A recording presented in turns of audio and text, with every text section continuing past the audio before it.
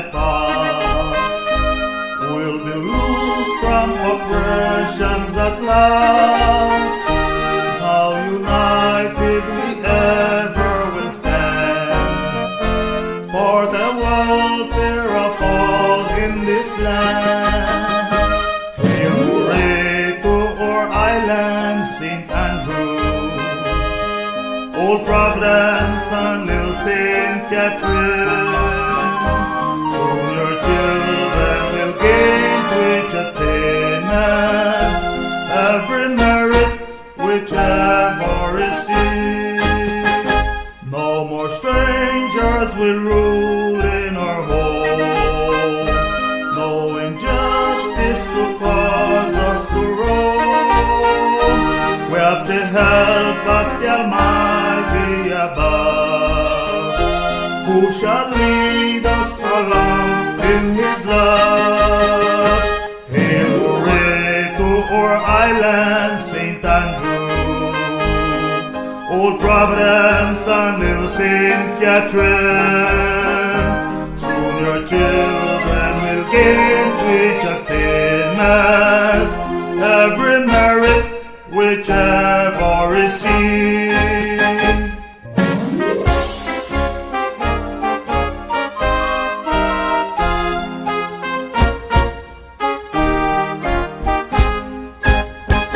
No more evil on us shall befall. Soon there'll be peace and justice for all. We're together as one in God's might. To gain freedom we'll win every fight. Hail hooray to our island, St. Andrew, Old Providence and Little St. Catherine. Soon your children will gain to each attainment every merit whichever received.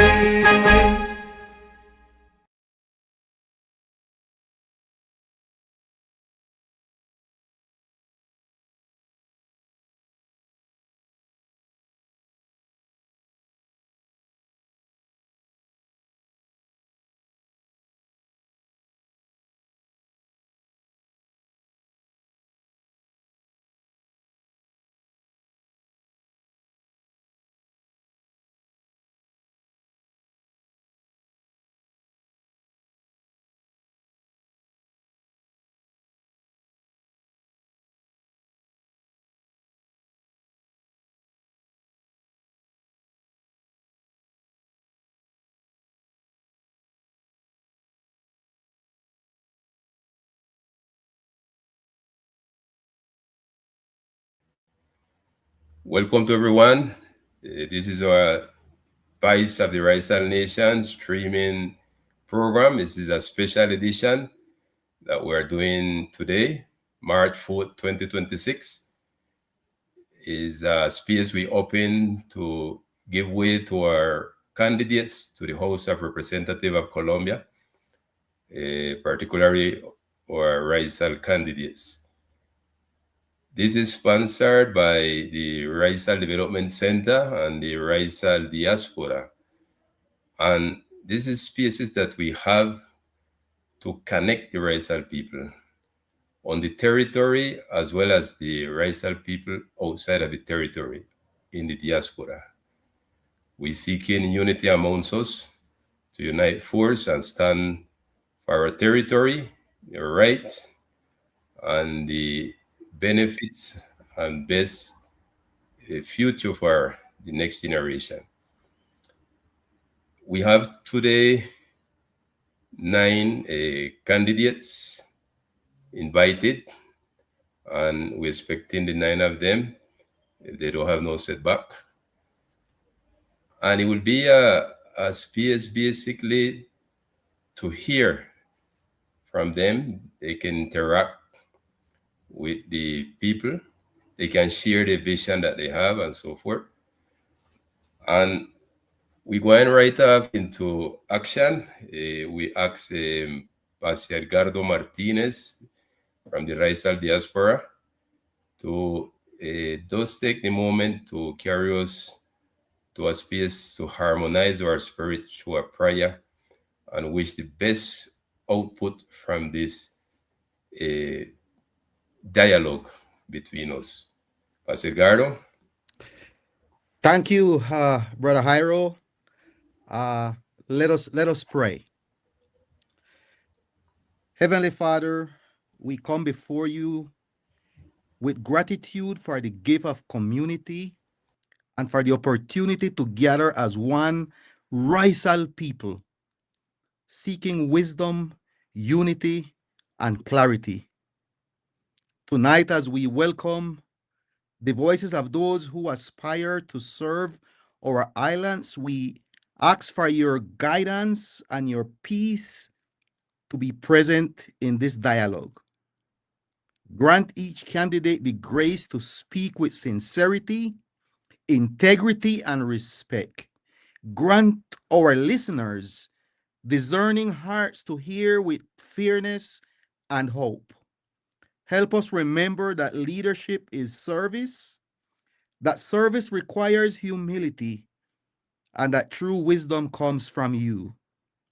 So bless our islands and bless our people uh, here in San Andres Island and in the diaspora, and lead us toward a future marked by justice, dignity, unity, and flourishing. May everything said and done here tonight honor you and strengthen our commitment to the common good. We entrust this time into your hands, O Lord. In Jesus' precious name we pray. Amen. Amen. Good evening and welcome to Voice of the Raizal Nation. Tonight, we are honored to host a special and meaningful dialogue with 9 members of our Raizal community who are running for seats in the upcoming March 8th congressional elections. This space is not a debate, but a window, a chance for our candidates to share their vision, their convictions, and the programs they hope to champion on behalf of our islands. Our people have long carried a unique history, a unique identity, and unique challenges. That is why moments like this matter.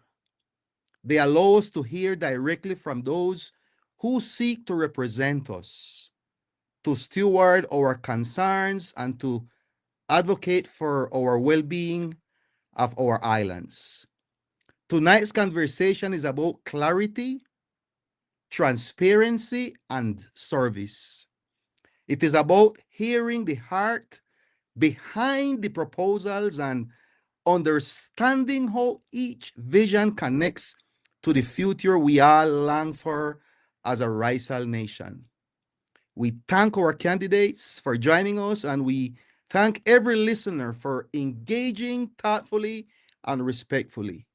So may this be a night that strengthens our democracy, honors our identity, and move us towards a stronger and more united future. So welcome to each one of you.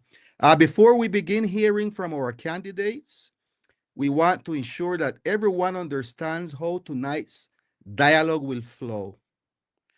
To help us maintain a fair, respectful, and well-structured conversation, I'd like to invite Dr. Siegfried Castell to share the guidelines for this session. Dr. Siegfried, the floor is yours.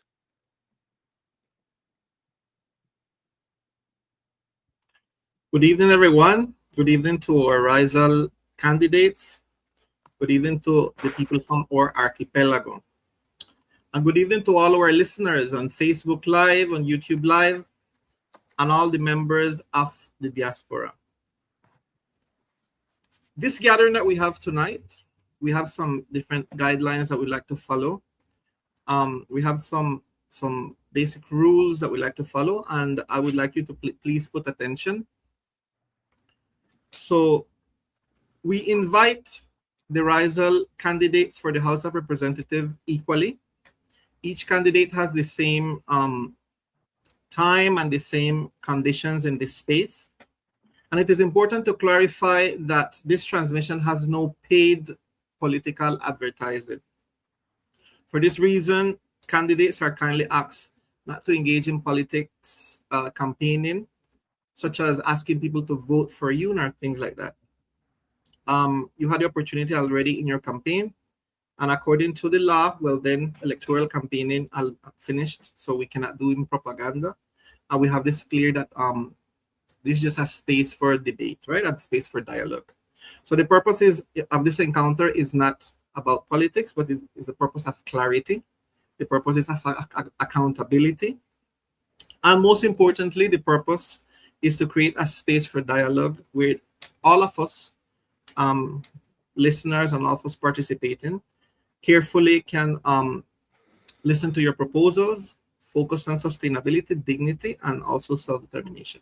So we would like to see the slide of the focus of the three main areas.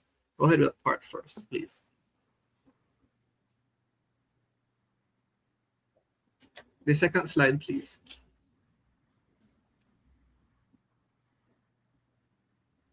Go ahead.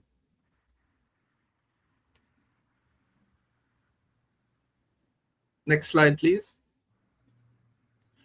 Okay, so this is the structure of the dialogue. We have first, sustainable development. Second, self-determination, territorial rights. And third, we have reparation and human rights. So each section will focus on legislative commitments, measurable results, and long-term public policy proposals that affect both the present and the future of our archipelago. Before beginning the questions, it is important to explain the structure and the rules. So let's go to the following slide. This will guide the dialogue, which will appear here in the next slide. Go ahead, please.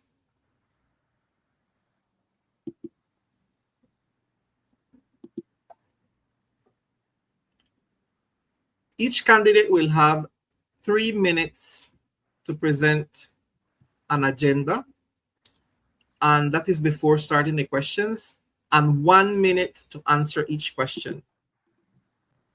So time will be monitored carefully. You can notice here on the screen we have a timer. So we have there the timer for 3 minutes first, which is the first part of the presentation, each one presentation. And then we will modify as well the timer for each question, which is 1 minute per question, right? The time will be monitored, as I said, carefully to ensure fairness of all participants. And you can speak in English, you can speak in Creole, you can speak in both if you wish. You can speak in a mixture of English and Creole, that's fine. Then a 10-second signal will indicate that time is about to end. When the minute finishes, the microphone will be muted immediately, so the next candidate may continue, ensuring equal opportunity for everyone. Interruptions are not allowed. Personal attacks also are not allowed. So the purpose of this dialogue, as we mentioned before, is respectful and constructive civic engagement. So to guarantee transparency and fairness, the speaking order was selected through a randomized, we can go to the following slide, a randomized process. All candidate names are selected in this application that we have. You can see that here in this above the timer there. So above the timer, you will have a randomized order that is selected there. We put all the names in this application, and then we will click on it and your name will come up. So this process ensures that every participant receives the same opportunity to present ideas to the people of the archipelago. Okay, so let's go now to the second part, Pastor Eduardo. Thank you, Dr. Siegfried, for laying out the guidelines for tonight's dialogue. With that clarity in place, we are ready to begin hearing directly from our candidates. So let's jump right in, okay? We'll start our dialogue with a brief opening presentations from each one of you. Each of you will have, as Dr. Siegfried said, 3 minutes And this is what we are asking you to share in 3 minutes. To share freely your vision and legislative plan for the islands. Please follow the order shown on the screen. Share your vision and legislative plan for the islands. So what we want to do now is to put the names of the candidates in the randomize and just click on it, please, so the person's name can come up. Go ahead from the studio.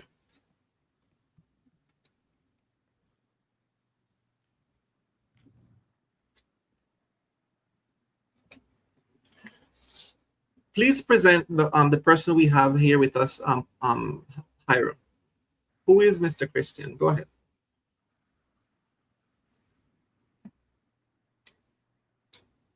Hiram, your microphone is on mute.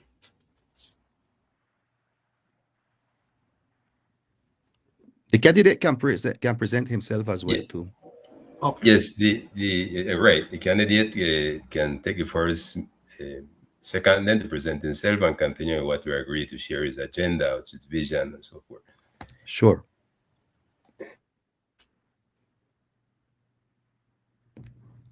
Is Christian there? I mean, he having some connection. He's back on. Hello. Okay. Hello. Hello. Yes. Hello, Christian. Are you hearing me? Fine. You can go ahead. Right. Did you hear the question, Christian? No, the question. The signal cut, so I never get to hear the question.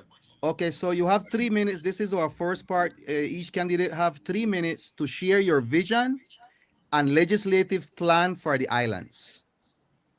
Okay, and the presentation also go in that 3 minutes? No. Yes, you can just share who you are and go ahead. Okay, ready. Put the timer, please. Hello, good night. My name is Christian Mo Hawkins. I'm a Raizal man born here in San Andres. I raised up in Providence. I studied my first basic school in Providence, Colegio Junin. I'm son of Sheila Hawkins May, Providence woman, son of Ephraim Mo Herrera. He's from San Andres, doctor of profession. My vision is that we all seen that we have a pile of problems in San Andres, a pile of necessities to cover, and we need to get insurance or secure the resources so we can get to fix all the problem them or start fix the problem them with our own resources, so we can talk about emancipation or self-determination to start to fix our problem with our own resources. You know, and when I say that, what I mean is that we all become dependent on the national government. In terms of resources, we depend on the resources that they have to send from Bogota to San Andres. So if we want to have autonomy, we have to find a way to get our own resources so we can start invest these resources on our priority necessities, them that we're passing through right now.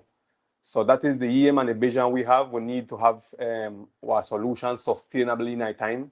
We cannot keep waiting for the fixed thing just for a while. We need to be sustainably in our time, and that's had to be with our own resources. So that's what we projecting ourselves to as quick as we get to the Congress to present a law project so we can have resources, security our resources to start to fix our priority necessities and have autodetermination in our own territory.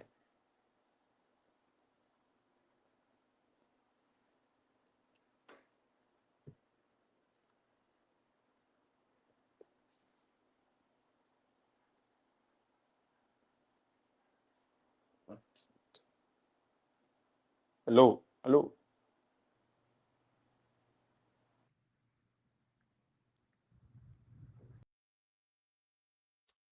Okay, thank you very much, Christian. So let's click now on the randomize again to select a second candidate.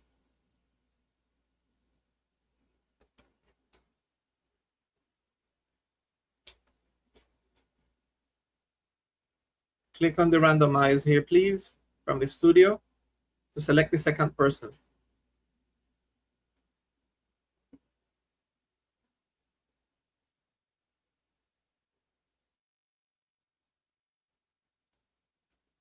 Okay, so please put Joseph and then click on the timer when he starts speaking. Thank you.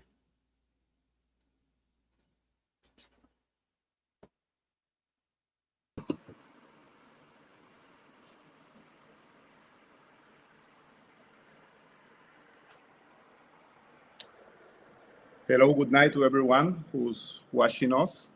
I'm Joseph Bush, son of San Andres Island. I was born here.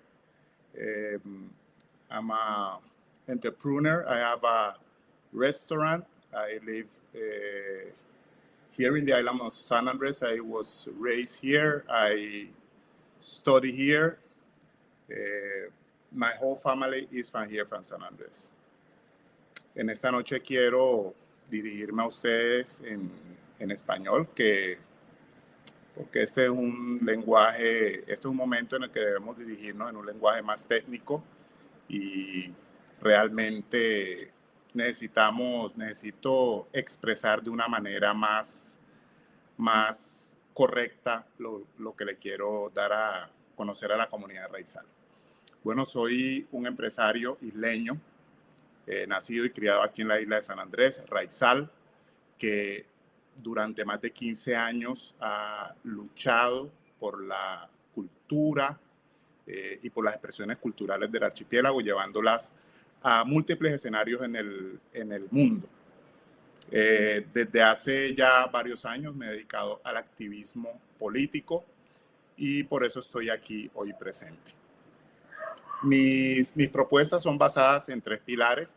Uno es la seguridad, principalmente no tratando de encarcelar a los jóvenes, sino de brindarle un espacio seguro a los niños y a los adolescentes en el archipiélago para que se desarrollen, digamos, una jornada extendida para que se desarrollen de una forma con más disciplina, dedicados al deporte, dedicados al arte, que tengan acompañamiento psicosocial, que tengan alimentación completa, para mantenerlos alejados de los ciclos de violencia que se están presentando en el archipiélago en este momento. En la salud, que tenemos un problema muy grave en la atención, en el pago al personal de la salud, de los insumos y por supuesto de la economía del archipiélago, que en este momento es dependiente de lo que se importa desde el interior y desde el exterior. Entonces tengo un programa que es dedicado para trabajarle a la seguridad alimentaria y a la economía circular, ¿sí? Que son necesidades básicas. Necesitamos empezar a trabajarle con más profundidad a la agricultura, a la pesca, a la porcicultura y a todos estos elementos que nos ayudan a circular la economía local. Asimismo, la economía circular, pues tenemos un problema con las basuras muy graves. Entonces, esos son los pilares de mis propuestas.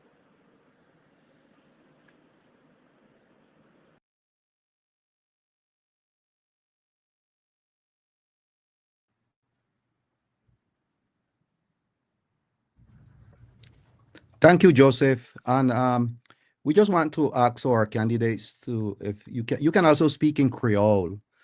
You don't have to speak in English. You can speak in English or Creole. So we want to go with our next candidate. Thank you, Joseph, for your response. And can you click higher up, please?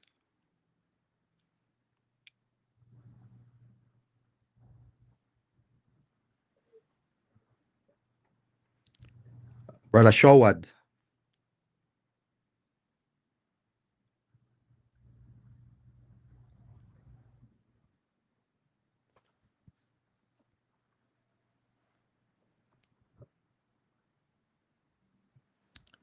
Is Shawad on?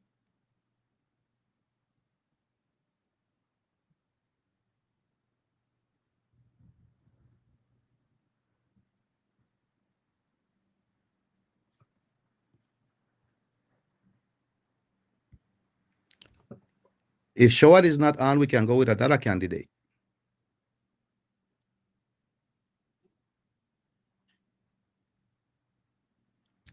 Luis.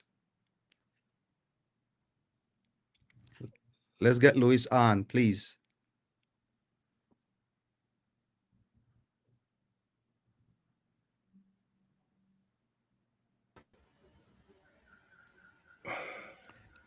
Okay, Brother Bradison Fernandez.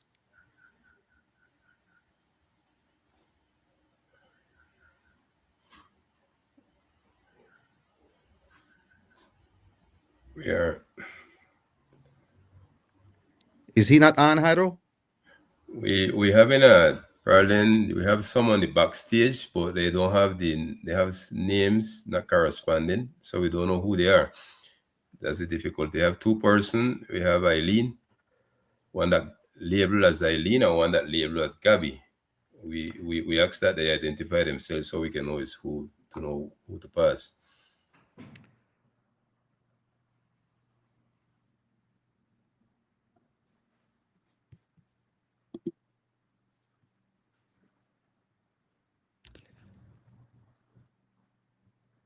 Okay, let's go with Faustino.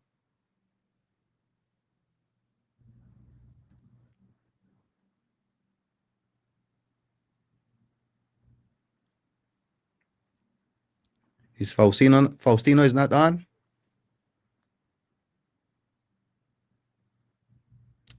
Okay, let's go with Dr. Elizabeth.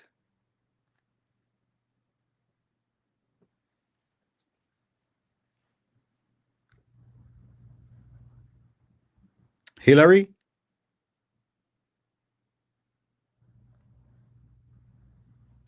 Good night. Good night. Good night, Hillary. Please go ahead.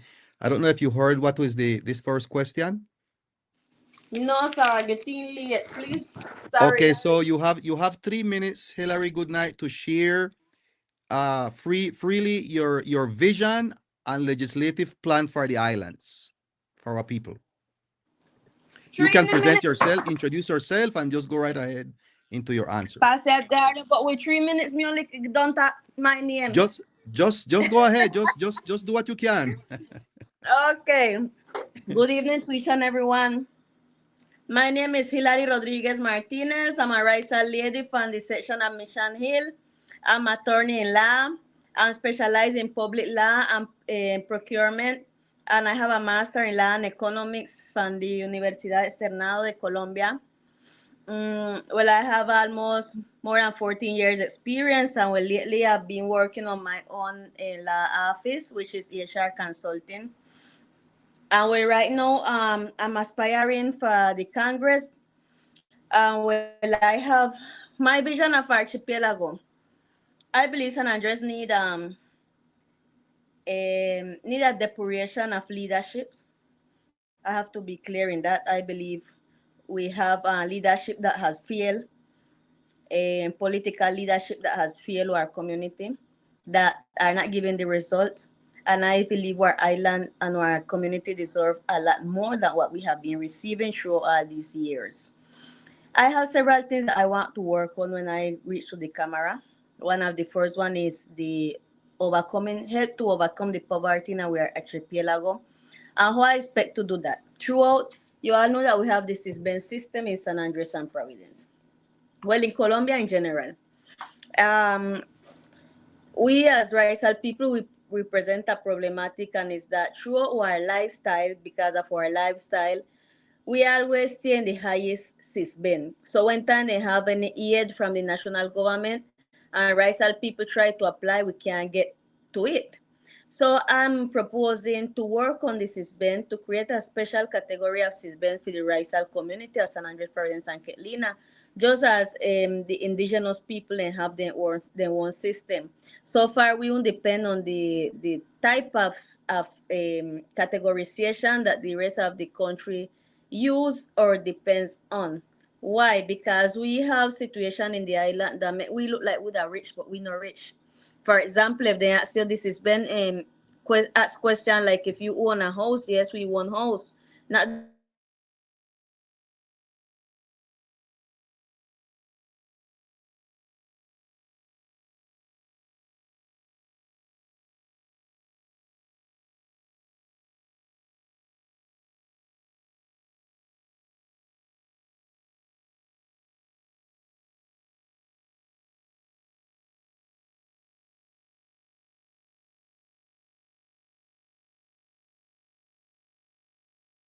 the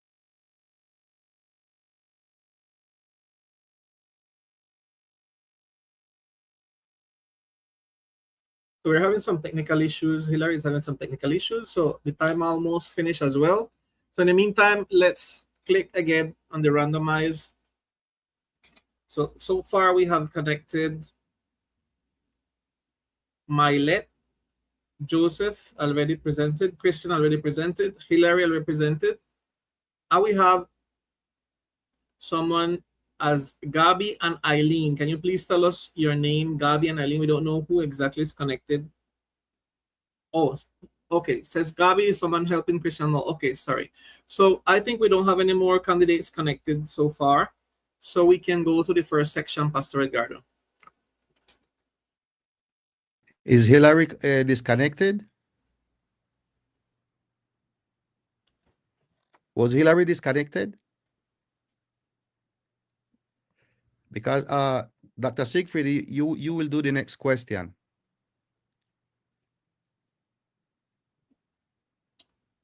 Okay, so on our first part, let's go first then to the first section. Please move on to the second slide. Sorry. Yeah, Hillary is there. Let's give her the balance.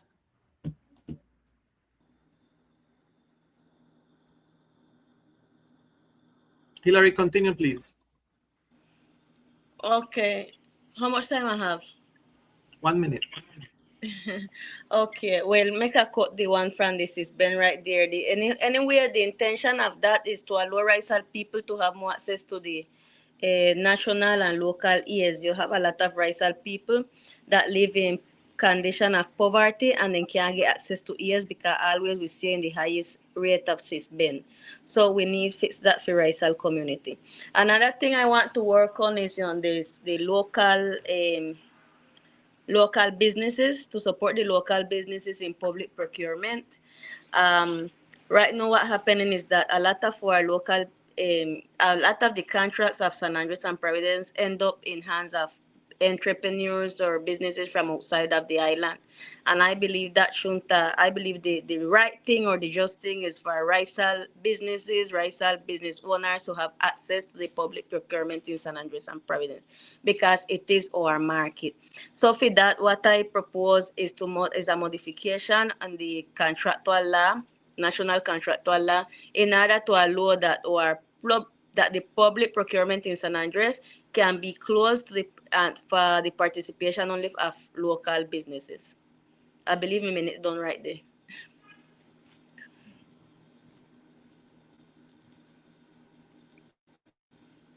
Thank you very much, Hillary. So Milet is present as well. Let's put Milet on the screen, please.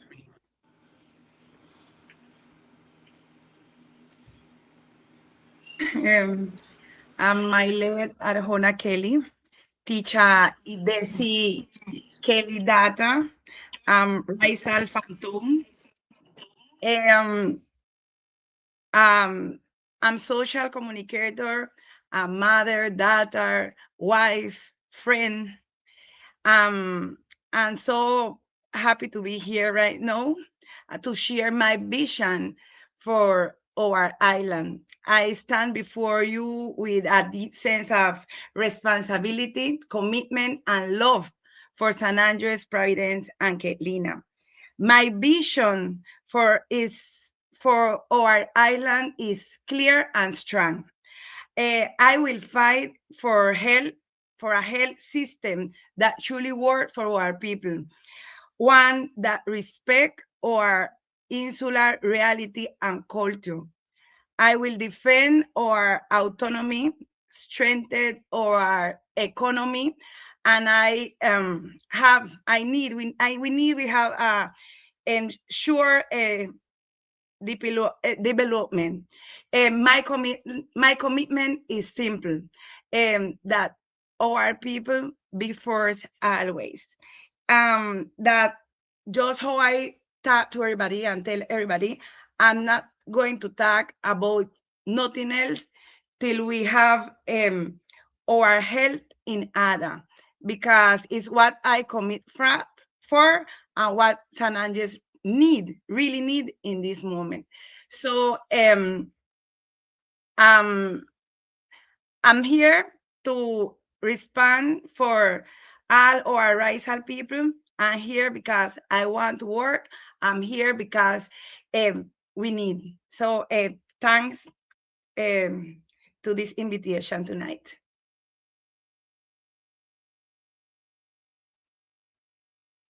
So we're double checking the candidates on tonight. We have Joseph Bush with us. We have Mailet Arjona. We have Christian Mo. We have as well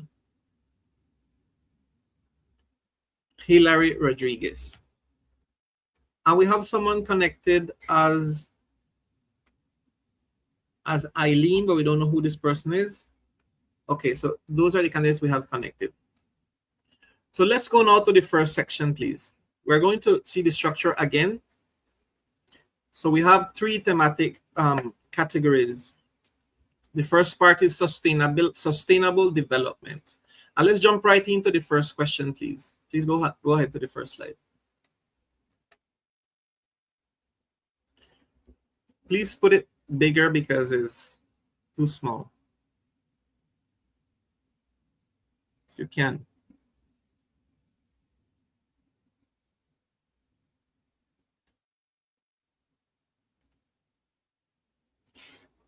Can it be a little bigger still?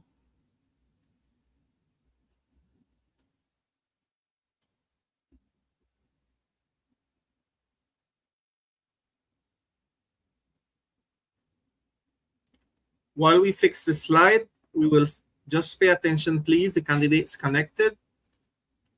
The various dimensions of development are interconnected. I would need it a little bigger, please.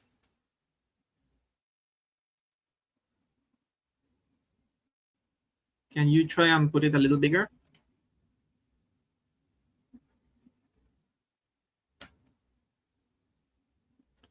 The various dimensions of development are interconnected and interdependent. Addressing the factors contributing to social challenges on the islands requires a careful, planned, and coordinated approach. From the list below, that I'm going to tell you right now, please identify the 3 items that you consider the highest priority of your legislative and administrative agenda. For your top 3, briefly explain why you consider it a priority. Promotion of the Creole language and its instruction in school and offices. Improvement of hospital services. Health promotion and prevention. Mitigation and control of overpopulation on the islands. Violence reduction and control. Anti-corruption measures. Creation of expanded job opportunities. Increase of Colombian military presence on the islands. Education that is culturally adequate, including modern and of good values preservation. Remember, you have 1 minute to answer this question. You're going to choose 3 of your priorities. Go back, please. You're going to choose 3 priorities out of the ones we mentioned. Please put it back to question number 1.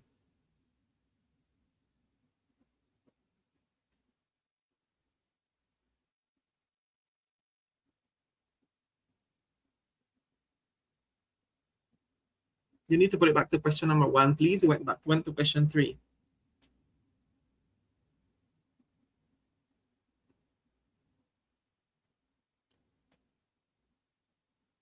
Okay, that size is good.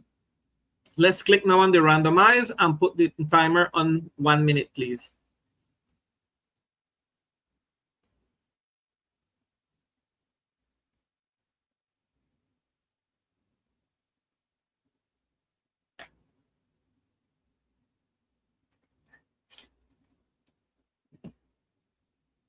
Bradison is not with us. Click again, please.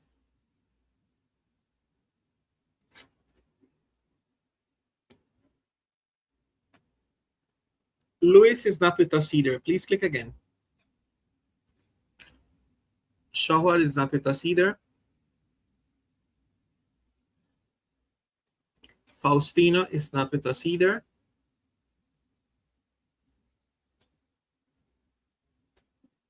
Christian Mo, which one of these are your 3 priorities? And tell us why. Go ahead.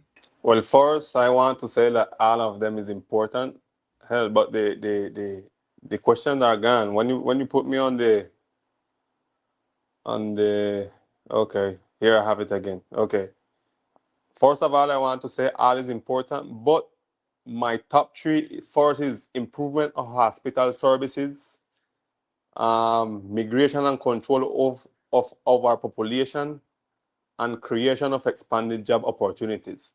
And why that is my top 3, because I believe that we have to look dignity for our territory. So we need health that give we dignity. We need control the overpopulation that is the matter or the mother of all the problem them here in this territory, because we have too much people in our land. We have too much pressure over our natural resources, too much pressure over the environment. And the job opportunities is we need to use it to start. That can be like how to explain it, that GitJob can help to reduce insecurity. Opportunities can help to reduce insecurity in our territory. So we're looking for dignity. So I believe with these top 3 actions, we can get to have dignity in our territory. As how I say, health, control over our population. So that's the reason why I say. Okay, Is thank you very much, Christian. So remember, we have 1 minute. I'm having a feedback behind here.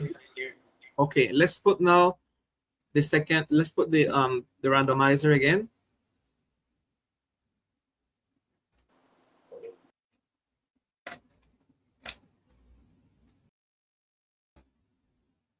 Please click on the randomizer to select the following candidate. Joseph is here with us, right? Joseph, we'd appreciate if you could speak in Creole or English. Go ahead, please. I try to do it in English. First, in order, health and promotion of the health service. We're living in a bad situation right now with the health. It turns like into a ambulance. No, yo me expreso mejor en español. Mire, necesitamos mejorar el sistema de salud local. Esto se volvió un sistema yo diría, piramidal, en el que están priorizando el traslado a mejorar el sistema local. Necesitamos mejorarlo para toda la población raizal. Segundo, la creación de una economía local, mejorar la economía local, mejorar el emprendimiento del pueblo raizal en lo que más nos caracteriza, que es el campo, la pesca, la agricultura. Y tercero, la reducción de la violencia, que es uno de los motivos por el cual tenemos menos posibilidades de desarrollarnos.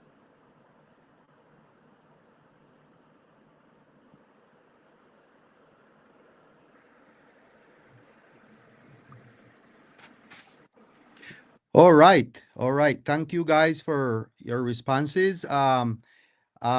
We really want to put a little, some little motion in this dialogue. So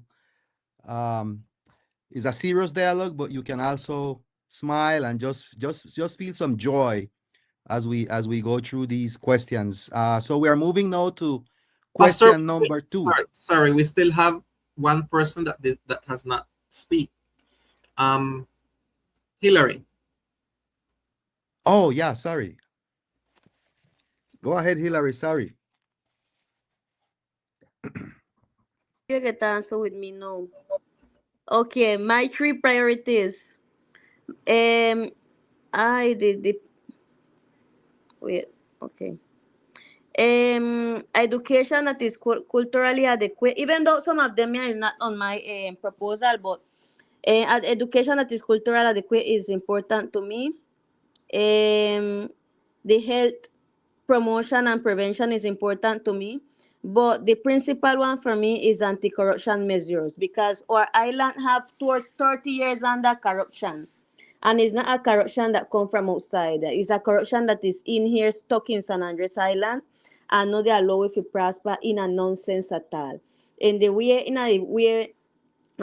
measure that you have a territory which all the budget end up in a personal and individual pocket instead of social investment, instead of direct the investment, the budget where it's supposed to go to help us to prosper as community, is ending in private pockets. And the hospital is not an exception. That is happening in our hospital right now. So no matter what plan we want to beginning whatever area we have in San Andres, if we not start look at the corruption in our island, it will not prosper. Our island have the first place in corruption in the entire country. So if we have a country like Colombia that is already one of the most corrupted country, and San Andres is occupying, is leading this list, then imagine how bad we are. Nothing will prosper in San Andres as long as we not cut out the corruption out of San Andres. So that would be my priority.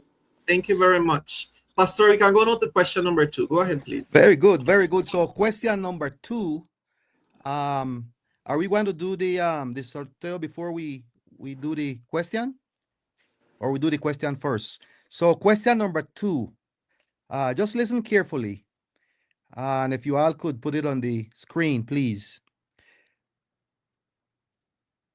What specific policies will be supported to balance tourism, migration, and ecological protection so that economic development does not erode, does not destroy our natural resources? So who will be the first one? Joseph? So go ahead, Joseph. You have We're 1 going to minute. click on the randomize first, Pastor. Click on the randomize, and then, yeah. Elizabeth is not present. Hillary, go ahead. Okay, Hillary, let's go.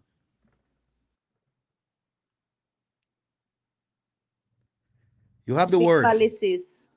Okay, specific policies for population and environmental, right?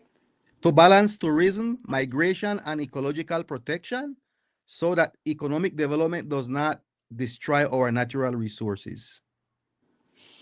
Well, I believe the first thing we have to do in that sense is modify the decree 2762 from the OCRE. I believe that decree is obsolete to this point of our history. It's a decree that has 30 years and definitely has not shown the result that we expect it to give. Right now, we have more overpopulation and migration than we had when time the decree was created. This decree has become also as a corrupted a rules of corruption. This OCRE has become a corrupted entity and is not working. Definitely is not working. I believe we need to search up our decree in order for us to realize exactly where the problem is and begin to tighten some screw in that sense. So I believe the first thing I believe we should work on is on the decree.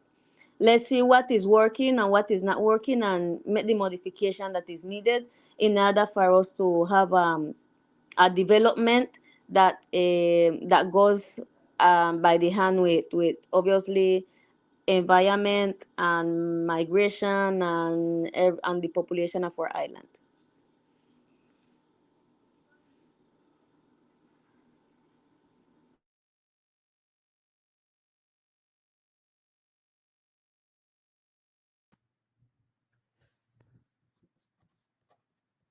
Pastor. Yes, I think it's my name I saw there. No, we have to click on the randomizer. I think they're taking out the ones we don't have present. Okay, okay. Very good. While So, they take out Miley, the- you can go ahead getting ready. As soon as you see the clock running, you can get started.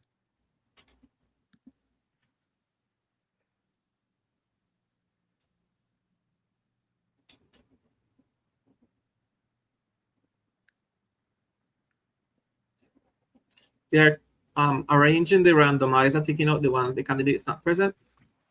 Ryan, tell us when we are ready. Can click on the randomizer when you are ready. Excellent.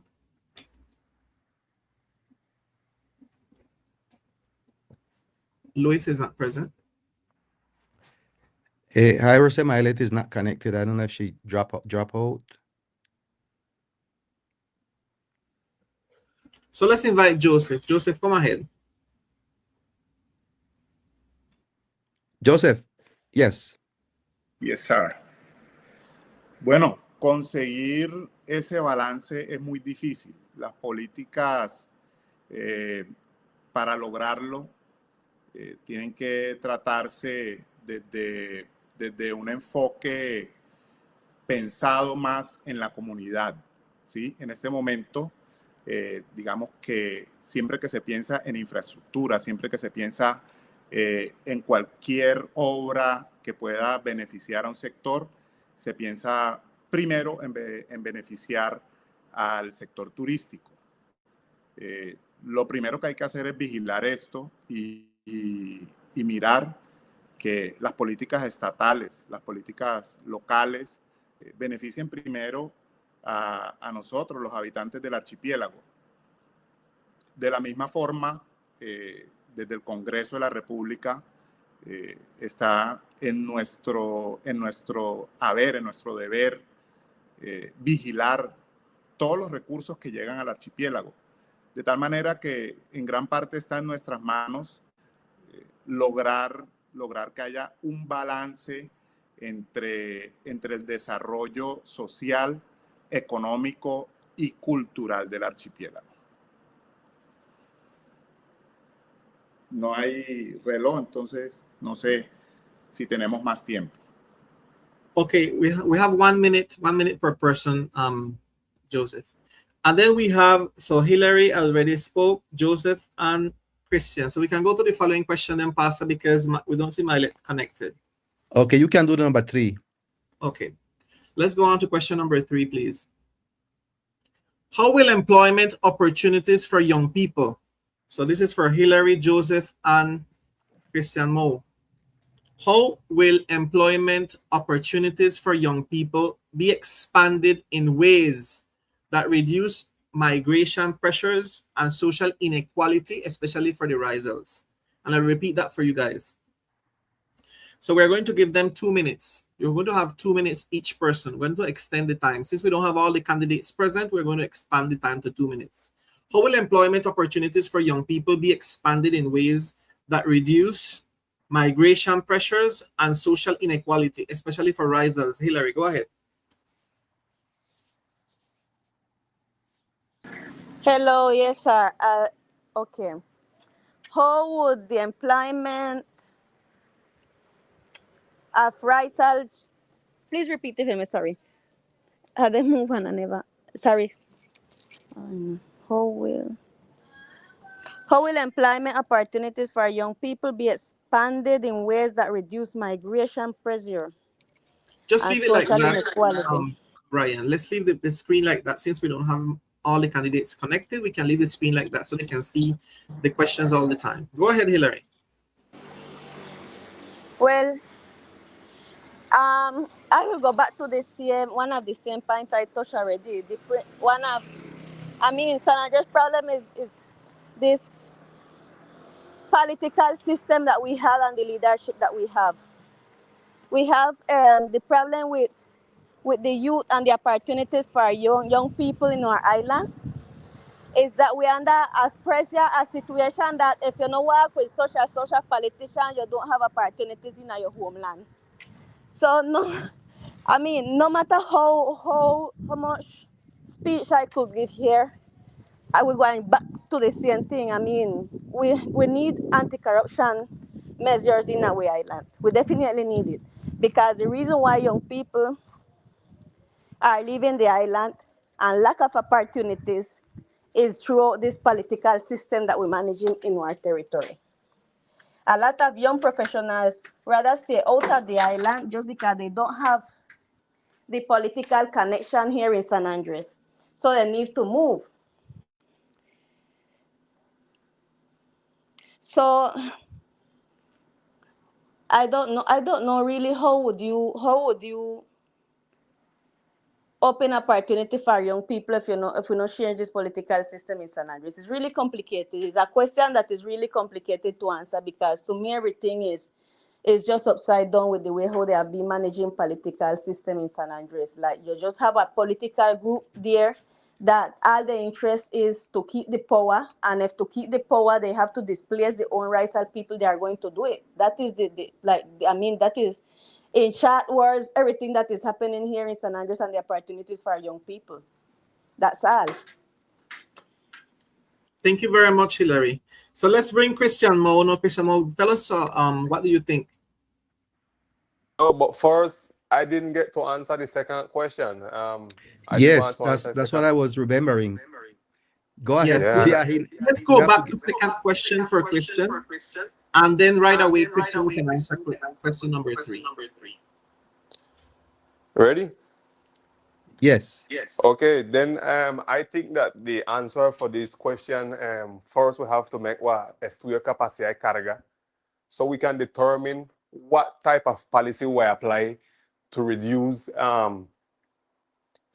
so to know how to handle the pressure over our natural resources and don't affect our natural resources with migration and with tourism, because before we cannot give one policy, we cannot get a strategy to imply before we can get one estudio capacidad de carga, so we can know how much people can be on the island at the same time without affecting our environment, our natural resources. So first, I believe that we have to set up a project to make one study, to know the capacity, estudio capacidad de carga, to know first how much people can be here, and then from there we can start to develop a project or a strategy so we not to reduce the impact over our natural resources and over our environment. That's my answer for the second question.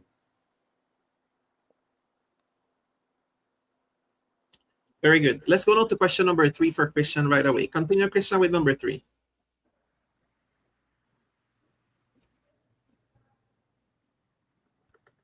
Further right, how will employment opportunities for young people be expanding in ways to reduce migration pressure and social inequality, especially for the Raizals? I do understand the question too good, so I don't know if you can explain me, please, because Pastor, please break down this question for him. yeah. Well, how can you? What can we do? What you all are planning to do, or what you think you can do to help create employment opportunity for our young people? You know, in a way that reduce the migration pressures that we have on the island and the social inequality, you know, that we are living in the island. Like how can we move things to get employment opportunities for them? In our project, we have wa view or wa objective, that is to make a follow up or the political control over the law 2135 that talk about zona de especial desarrollo fronterizo, you know, with where we have belong or where we have borderline with. So we know that in the Caribbean, where our ancestors used to live before, we used to have connection, commercial connection. We used to exchange goods and with our brothers in the Caribbean. So we believe that that law gives we the opportunity to go back to that ancestral way of living and communication, relationship with all these countries that we have borderline with up in the Caribbean. So that we believe that would be a way to fertilize our culture first, our tourism, our sport life, and then to bring opportunities so the private sector can start develop more and make small business or other business so we can offer to the tourism, and also we can get a lower an impact to reduce the cost of life in our territory. So that law 2135 is very important for us. It's a law that we have to make the follow-up. It was created in 2021, and we have like 5 years since it created, and we don't see the work materialize of this law. So we have to put special attention to this law, develop it up and bring it to our reality so we can have development and we can create opportunities for the young people and for everybody, and we have economical development in our territory. So I believe that that is one of the solutions to bring out opportunities and reduce the pressure that migration brings onto our island and give alternative of creating opportunity and employment to our people. So that's my aim, and that is what we want to go and work for in that aspect. Thank you very much, Christian. Thank you And so Joseph, much. Go ahead, Joseph. So we can.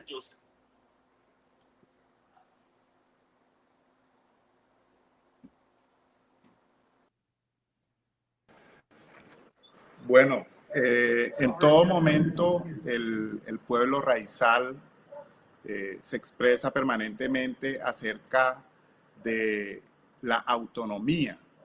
Nosotros nos expresamos mucho acerca de la autonomía. Para crear autonomía debemos generar, aparte pues, de empoderamiento en términos culturales, también tenemos que generar empresa.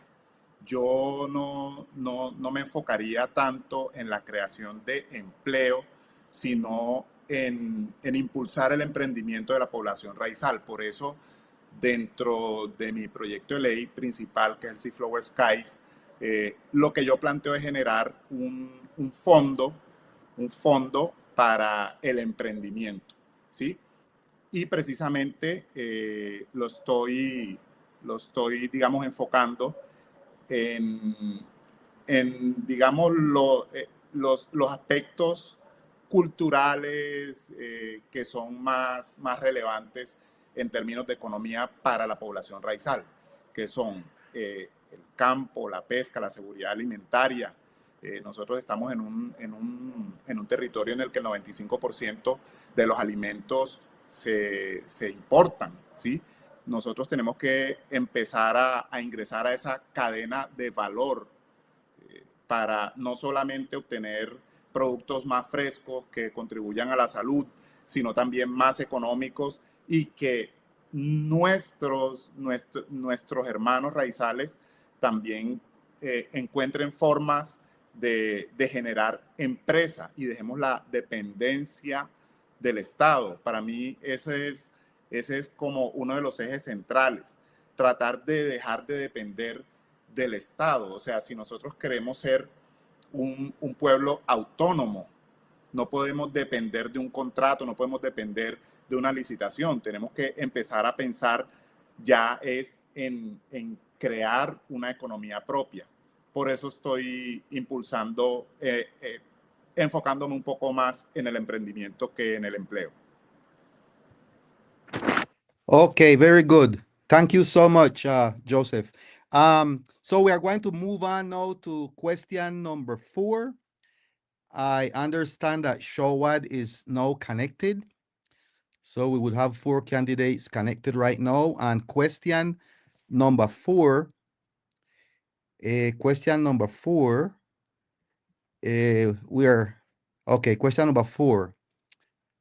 How will employment opportunities? No, that's question number 3. We need question number 4.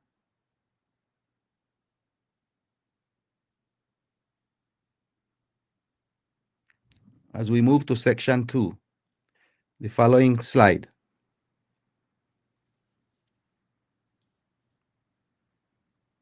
All right, very good. That's question number 4. Show that you just arrived. You have 2 minutes. Your name will be selected randomly. As soon as you see your name up there and you see the clock running, you can get started. So listen to question number 4 for everyone. What constitutional or legislative reforms will you support to reinforce the special status of the archipelago and guarantee greater territorial autonomy within the Colombian state? We can go.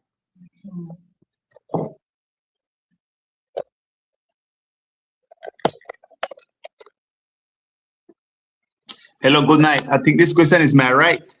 I just lock in and I hear a call my name, so I guess it's mine, right?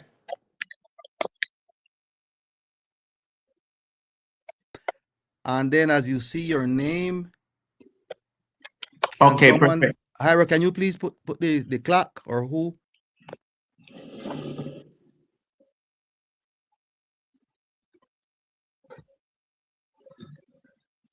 Okay. You see, well, to explain briefly, I see the clock and the time to run. The thing is this. there is a law in our land or in the Colombian country that is called Ley de Víctimas y Restitución de Tierras. That law is the law that permit the displaced people in, or well, as we call it, desplazados then become San Andres. You understand me? So one of the basic idea to support in a direct or indirect way is to reform that law.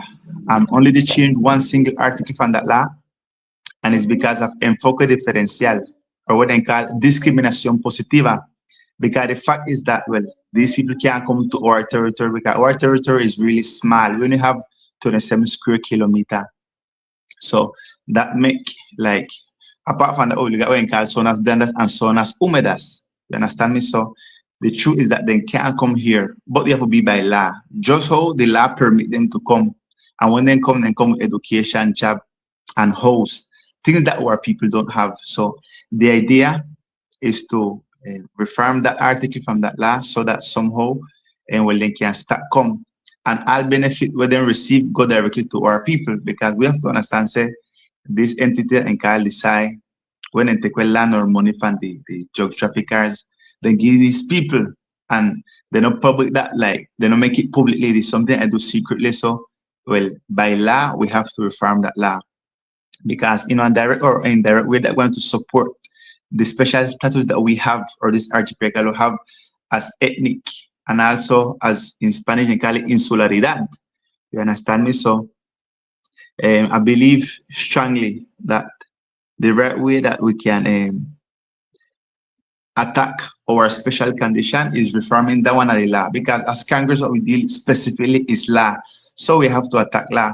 On the other hand, towards our the 2762-91, we can develop some strategies or change or modify. Like Thank you very much. Thank you very much, Shawad. So the time finished. Go ahead, Pastor, with the following person. We can bring in Hillary. Okay, Hillary, let's go ahead and with the same question. What constitutional or legislative reforms will you support to reinforce the special status of the archipelago and guarantee greater territorial autonomy within the Colombian state?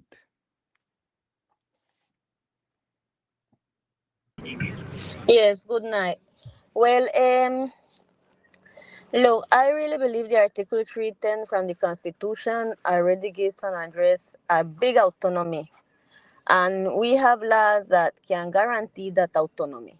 San Andres' problem is not the amount of laws that we have or the lack of law. San Andres' problem is the will and the intention to apply these laws that already exist. I mean, the law 47, the law 915 have recognize a lot of benefits for Raizal people, which our last governors have not had the intention to fulfill them. For instance, the law says that you can't have a public job if you don't speak Creole or English.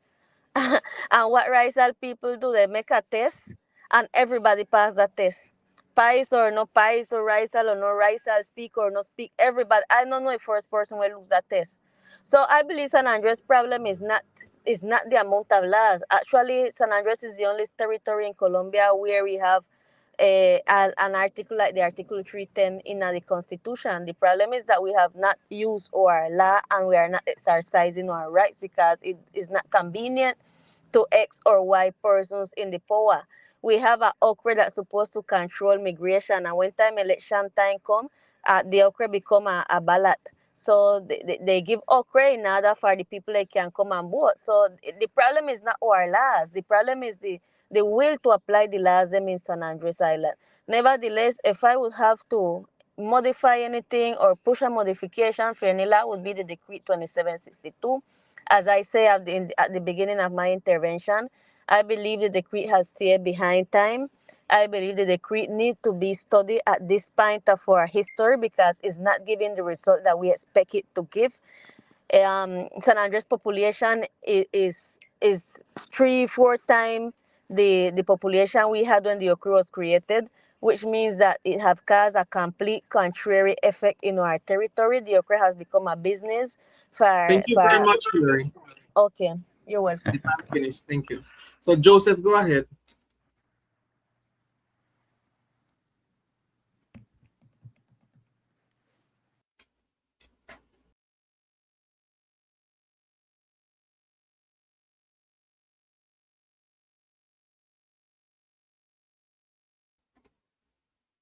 Your microphone is muted.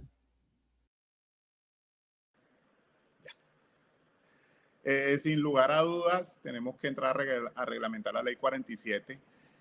Ahí tenemos todas las herramientas constitucionales y legislativas para digamos, mejorar las condiciones de vida en el archipiélago. Ahí tendríamos garantizados los recursos que no tienen, o sea, tendríamos que ponerle destinación específica a los recursos para que lleguen donde realmente se necesitan. Tendrían que reformarse la forma como se está controlando la población en este momento desde la oficina de control. Estamos en una era digital y ahí prácticamente se está trabajando de forma análoga y eso propicia que haya los niveles de corrupción de los que todo el mundo habla. No tenemos, por ejemplo, un sistema, no se ha implementado el sistema biométrico de reconocimiento y eso permite que la gente entre y salga como perro por su casa del archipiélago. Entonces, habría que hacer una revisión de la ley 47, adaptarla a nuestra realidad, ¿sí? Aparte de todo, tenemos que también vigilar constantemente, hacer nuestra función de vigilancia a los entes que están aquí en el archipiélago, que traen a las empresas privadas, a las empresas públicas, que están trayendo constantemente personal a trabajar acá y reglamentar también esa parte, ¿sí? Porque tenemos personal suficiente para trabajar, tenemos personal suficiente para desarrollarnos económicamente y para gobernarnos.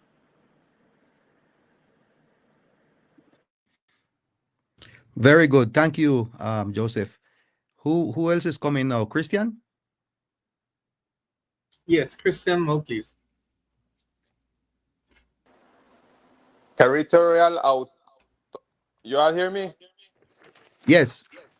Okay. Territorial autonomy is what we've been talking about long time. That's what we're looking for is territorial autonomy. But for us to have territorial autonomy, we need to have our resources or our own resources. So then in our project, we want to make we have an initial legislative initial or reform to the law 47 so we can introduce a special chapter to have a special tax system, right? So that's the way we believe we can emancipate and take our own determination, because if we don't have our own resources, we cannot talk about emancipation or not talk about autonomy. So we're presenting our initiative that modify the law 47 so we can have a special tax system for all the national investors that in San Andres and Providence exploiting our commerce or exploiting our economy. So they have to pay the tax in San Andres over what they produce yearly, would be specifically sobre el impuesto a la renta, right? So they are paying that tax already, but they pay it outside. They're not paying it in San Andres. They're paying it where they have for them principal domicilio, we probably have for them principal sede, right? So what we're proposing, that they pay those tax by what produce here over them, the utility that they produce here by year. So those resources can get to the patrimony for the administration, the local administration.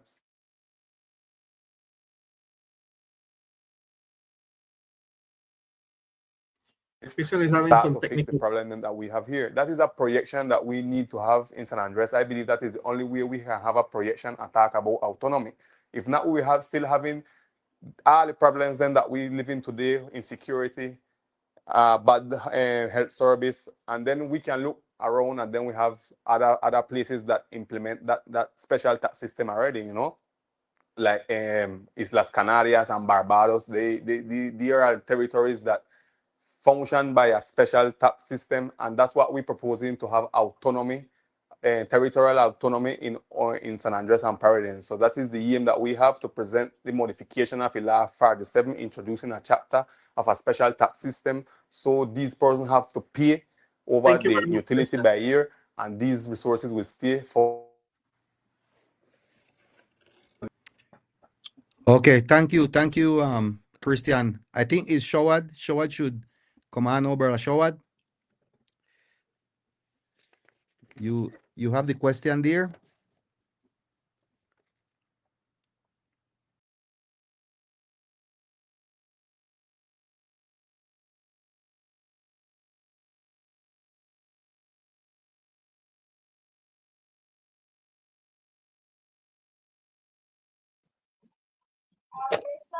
But sorry, I think that was the same question I answered a while ago.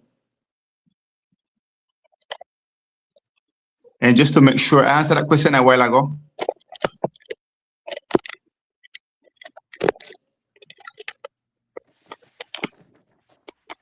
Yes, we finished already all the candidates with question number 4, Pastor. We are now with question number 5. Move to question slide 5, please.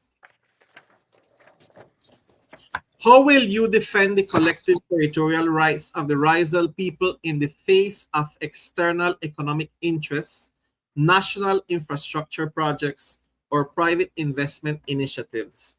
So the randomizer, we have only 4 candidates. Let's start with Hillary. How will you defend the collective territorial rights of the Raizal people in the face of the external economic interests, national infrastructure projects, or private investment initiatives?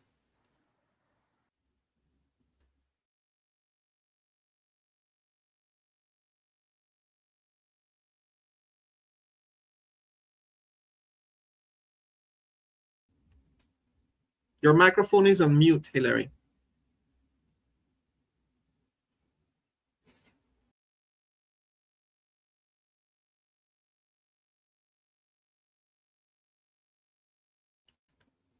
Hillary, your microphone is still on mute. Okay, so while Hillary is fixing her connection problems, let's go with Joseph. Go ahead.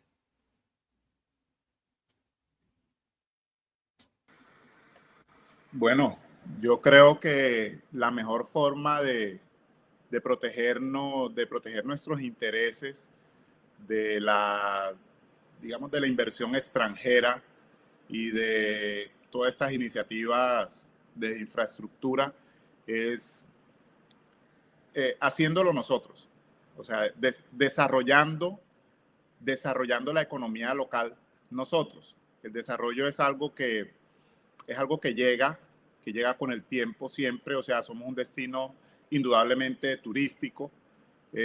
Una de las formas de empezar a desplazar a los grandes emporios económicos es empezar a nosotros como pueblo raizal, empezar a introducirnos más en la economía. Por eso insisto tanto en el emprendimiento, ¿sí? Nosotros tenemos que gestionar los recursos desde el Congreso y gestionar la asistencia técnica. Necesitamos gestionar todos los elementos necesarios para que los raizales que decidan emprender, que decidan invertir, que decidan desarrollarse económicamente, tengan las herramientas para hacerlo, para lograrlo. Ahora, también hay que proteger el territorio, proteger el medio ambiente. Eso yo creo que es una función implícita que tiene el congresista, proteger el medio ambiente del archipiélago. Para eso hay que estar presentes cada vez que vaya a hacerse una nueva mega obra impulsada por el gobierno nacional o local, estar ahí en las consultas previas y mirar la parte técnica, mirar que tenga el menor impacto posible en el medio ambiente y que no impacte negativamente a la comunidad raizal. Y además de eso, asegurar que en cada obra de infraestructura del nivel nacional o local haya garantías para que el pueblo raizal pueda trabajar ahí. Muchas gracias. Thank you very much, Shawad. So, Joseph. So let's go with Shawad now. Shawad, go ahead.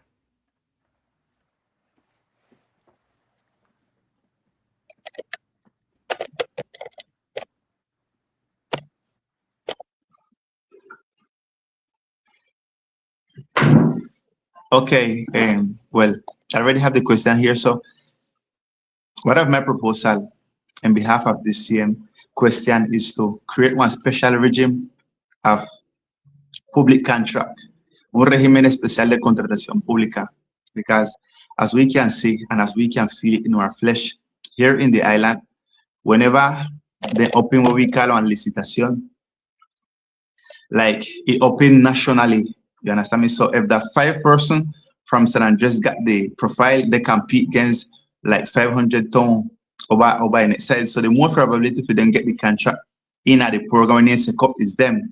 So we have to create one special regime of contratación estatal.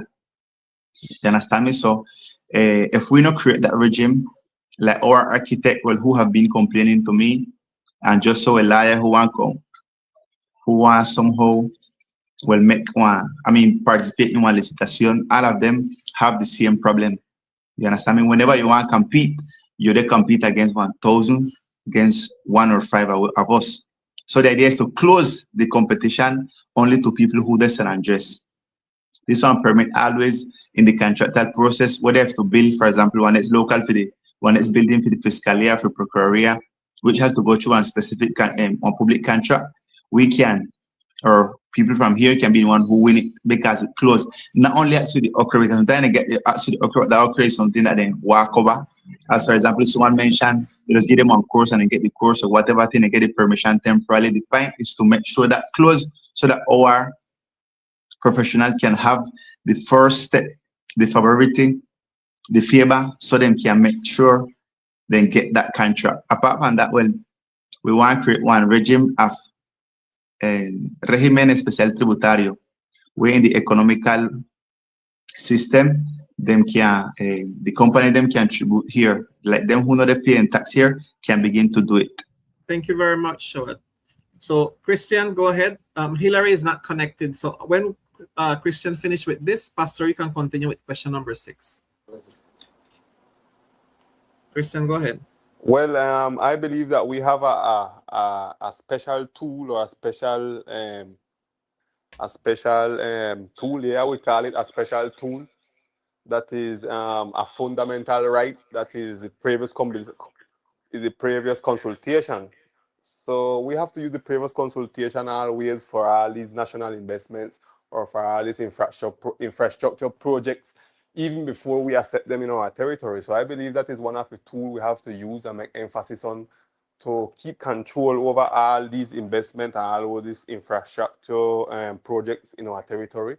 The previous consultation is basic, is what tool that we have to use. We have to, from the Congress, we have to have the la voluntad to stand up strong with our community and make them respect the previous consultation. In Providence, where we saw that in previous consultation, that is the community decide what is the investment them or what is the project them they agree with or not in the territory, and that is a fundamental right that as an ethnical territory that we have.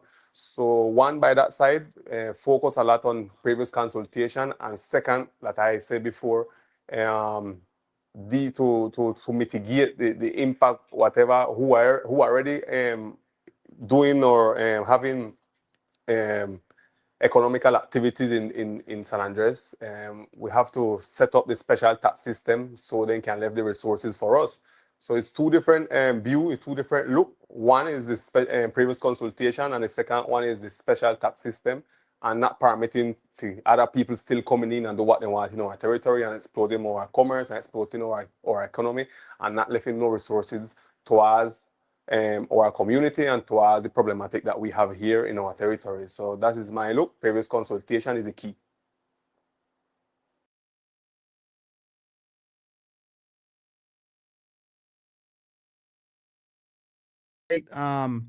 Before we continue, we are halfway through. We'd like to take a short break. And during this time, Thank you very we much, invite Christian. you. Hello. Go ahead, Pastor.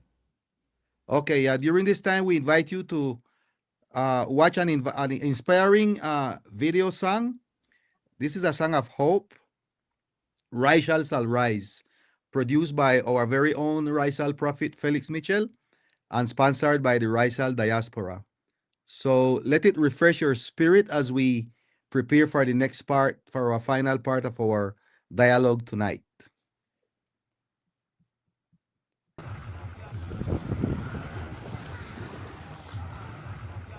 Raizal people, it's time for the uprising. Let us rise and shine.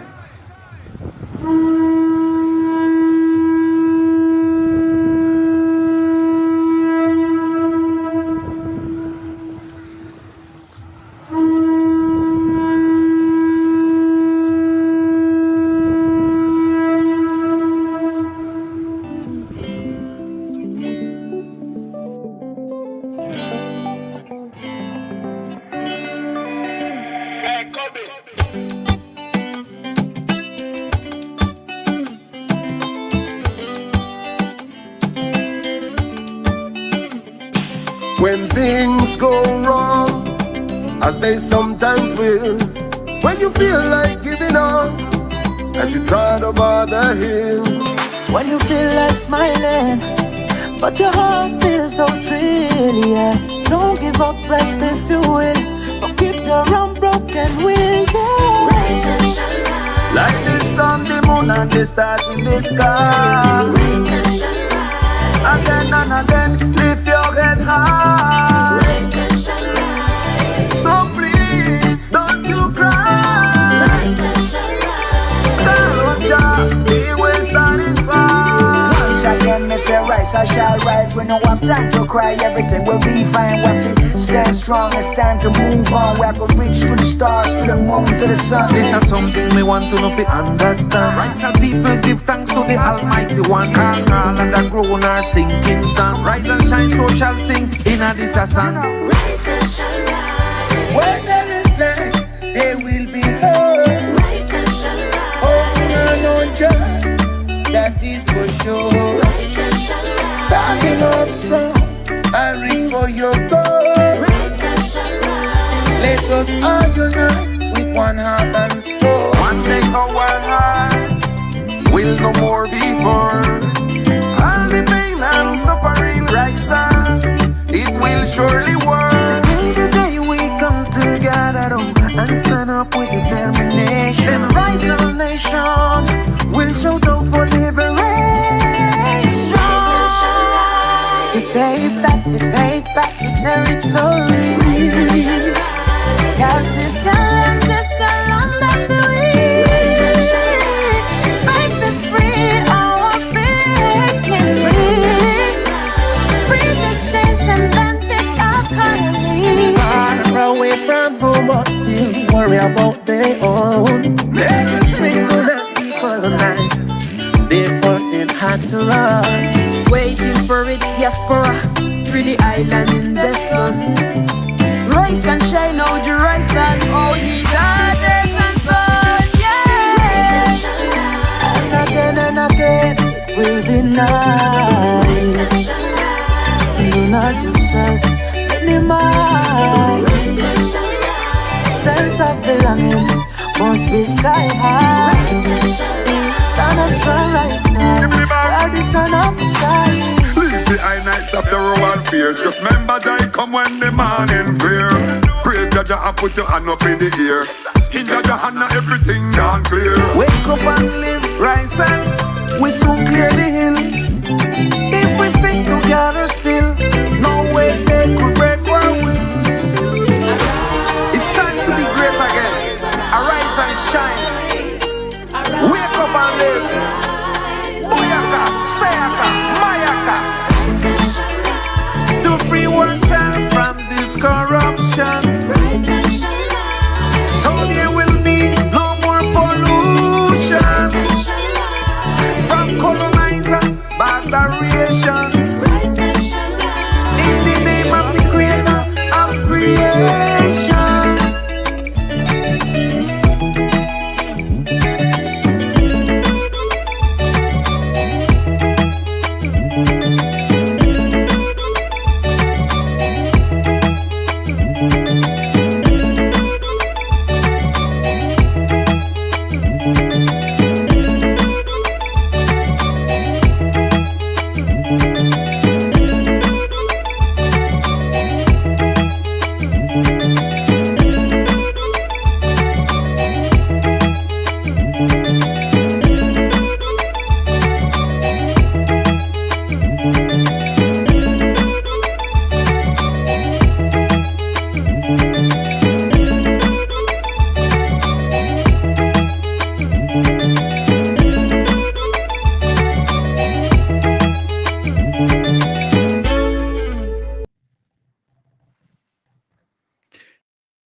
Thank you all very much.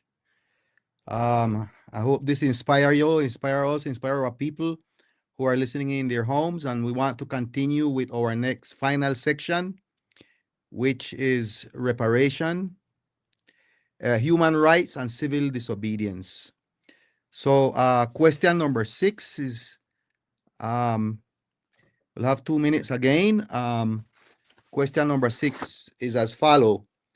What strategies will be supported to regulate internal migration to the islands in a manner that respects constitutional rights while also protecting environmental balance, cultural identity, and quality of life of long-term resident?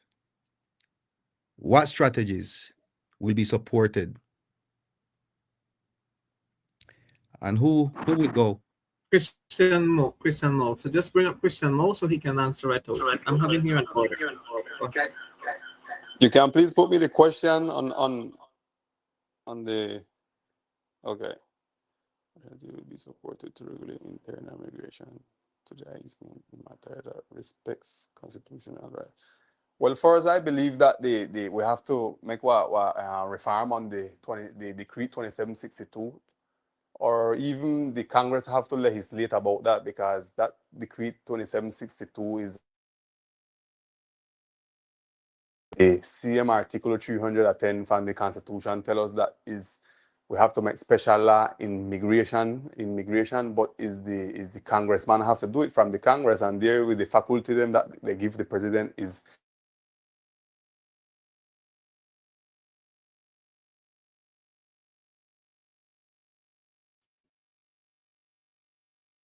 Christian is having some technical problems, and we have as well some messages from the other candidates.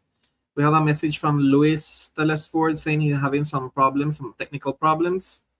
And we have message as well from Milet that she's having some connection issues. And as well from Hillary apologizing that she cannot connect because she has some low battery.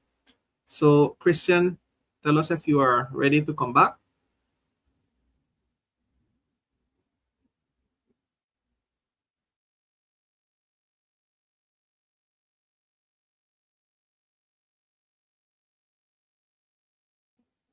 Christian is still having some technical issues, so let's go with Joseph in the meantime. Go ahead, Joseph. Bueno, yo creo que aquí lo que toca es darle dientes a la ocre. Darle dientes a la ocre para que tenga una mayor capacidad de controlar efectivamente la migración ilegal, ¿sí? En este momento la Oficina de Control no tiene las herramientas suficientes para controlar este fenómeno que poco a poco nos ha ido afectando a todos. No solamente dentro de las obras, de infraestructura que de manera legal están introduciendo personal al archipiélago permanentemente, sino a través de la migración gota a gota que se está viviendo a diario, gente que llega con su digamos, tarjeta de turismo y se van quedando aquí. Entonces, la mejor forma de que haya un proceso migratorio ordenado es dándole las herramientas a la oficina de circulación para que pueda ejercer de forma coercitiva su función. En este momento no tiene la capacidad para hacerlo, ¿sí? Y también hay que trabajarle digamos, a la parte digital. Hay que digitalizarlo, implementar un sistema, aprovechar pues la inteligencia artificial y las nuevas herramientas para que haya un sistema de alerta, ¿no? ¿Ya se acabó el tiempo? Yes, thank you, Joseph. Ya, bueno, listo. Shawad, please.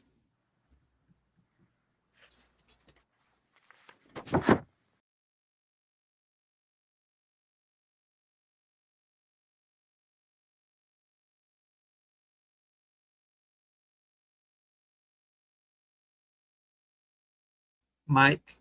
Okay. Okay, well, I got the question clear.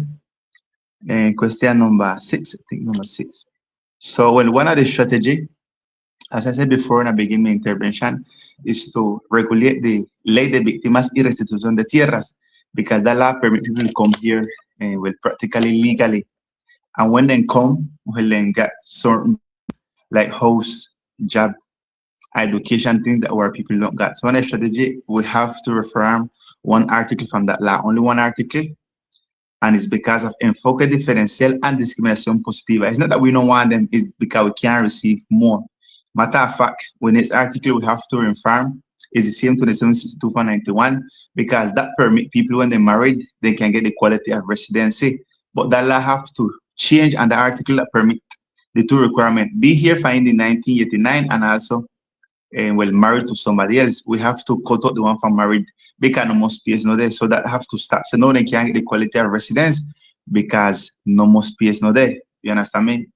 You have to the law they have to be logic. But in the time we don't say overpopulation is our land. So not even if you're married, they can't permit it. So that law have to change. The article specifically is one strategy to regulate the quality of life, because if let's say with the how we're there right now, I mean with water, things can enough and things like that. So the idea is to change that law, change them to law where they attack with direct immigration issues.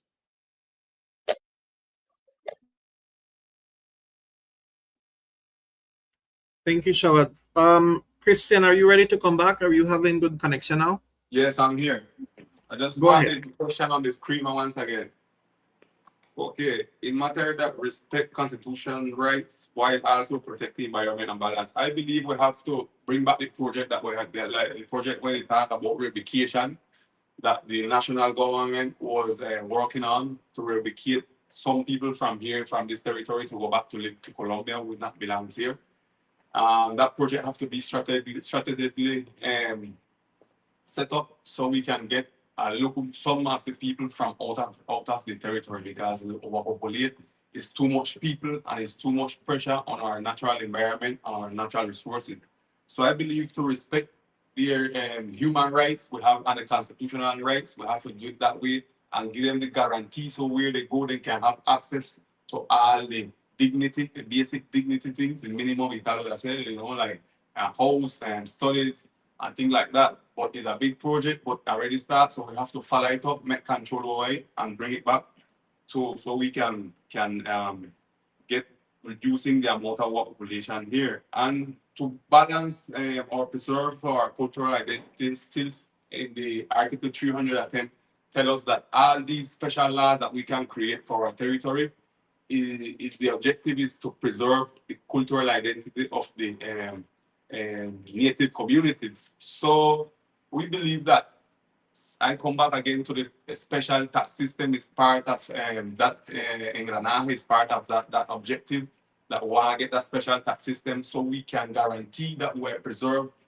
the identity of the native communities. And then when we get the tax system done, we can look at our administrative system, because the faculty is there in Article 310 of the Constitution, and that gives us the way how we can work out autonomy and how we can work out to preserve cultural identity.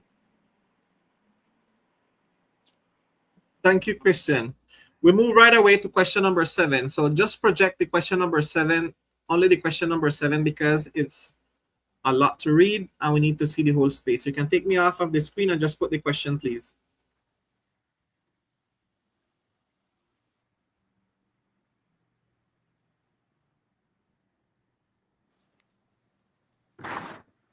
Universities. The state of Colombia persecuted the Raizal People Christian University from 1990s until their license were retired. This is stated in the secret book of the DAS against the Raizal people. The state did secretly declare the Raizal University to be a threat to Colombian national security and integrity. Now that the president of Colombia manifests his determination to establish a Raizal Caribbean University, can you all agree that this should be aligned with the pioneer initiative of the Raizal leaders that resulted in the Christian University of San Andres and Providence and Catalina, and that it should be placed in the the hand of the Raizal people through its authority as a measurement of reparations? I'll repeat that last part of the question. Can you agree that this place in the university should be aligned with the pioneer initiative of the Raizal leaders that resulted in the Christian University of San Andres, Providence, and Catalina, and that it should be placed in the hand of the Raizal people through its authority as a measurement of reparations? You can start with this question, Shawad. Go ahead.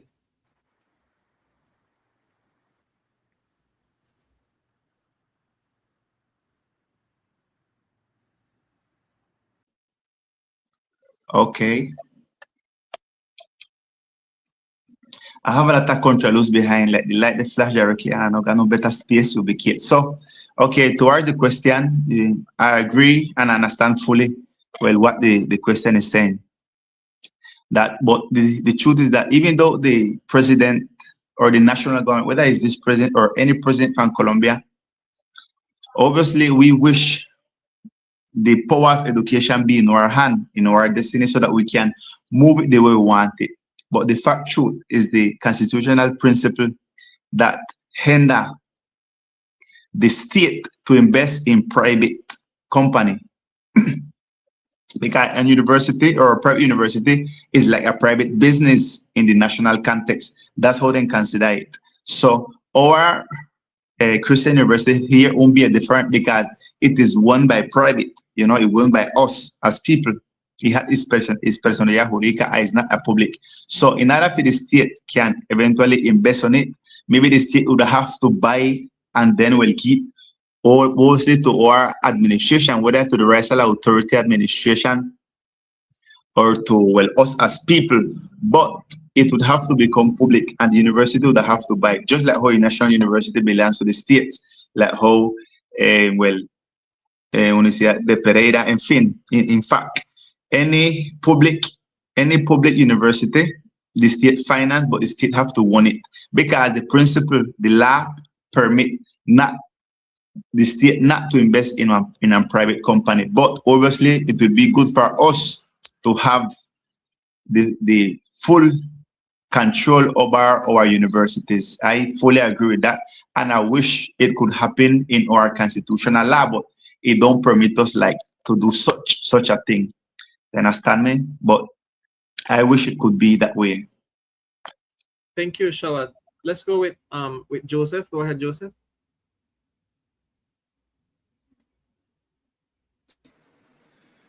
Bueno, sí, para sacar adelante el tema de la universidad de la Universidad Cristiana. Ahí sí, mira, lo que pasa es que para crear los pensum académicos, eso está regulado. La forma de crear los pensum académicos está excesivamente regulado e incluso las universidades públicas y privadas, por eso es que comparten un tipo de pensum. Lo que más se podría lograr nosotros, digamos, como territorio Raizal sería que se lograran incluir algunas materias que hablaran sobre nuestra historia, sobre nuestra cultura y que se dictaran en criol. Pero en sí tendría que ser como lo fue desde el principio, una iniciativa privada, que es una iniciativa que requiere muchos recursos, una inversión gigante, no solamente en infraestructura, sino digamos, en licencias. Y si es pública, pues como lo dije desde el principio, viene ya regulados los pensum académicos y todo esto, y ya eso viene regulado desde Bogotá. Tocaría entrar a revisar las leyes para tomar, digamos, la decisión correcta respecto a esto. Pero sin lugar a dudas es necesario tener espacios académicos para la población raizal. es absolutamente necesario. Thank you, Joseph. Christian, go ahead.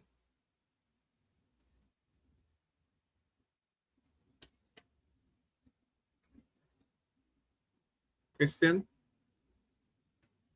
You can bring Christian, please. Is Christian connected? No, Christian is not connected. He has some technical issue as well. Okay, so while Christian return, Pastor, you can go ahead with question number 8.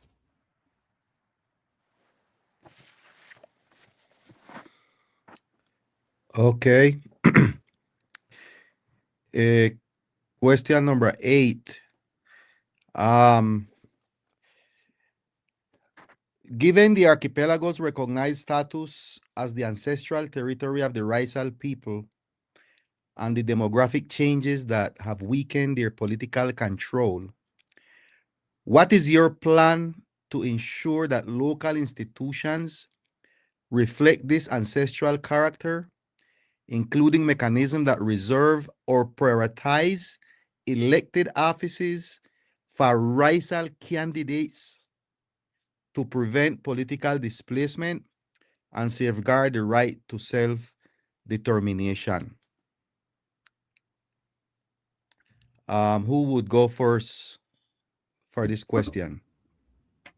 Yes, Shawad, go ahead, please. We just finished hearing Joseph. Shawad, with Joseph first. Sorry, with Shawad first. Go ahead, Shawad.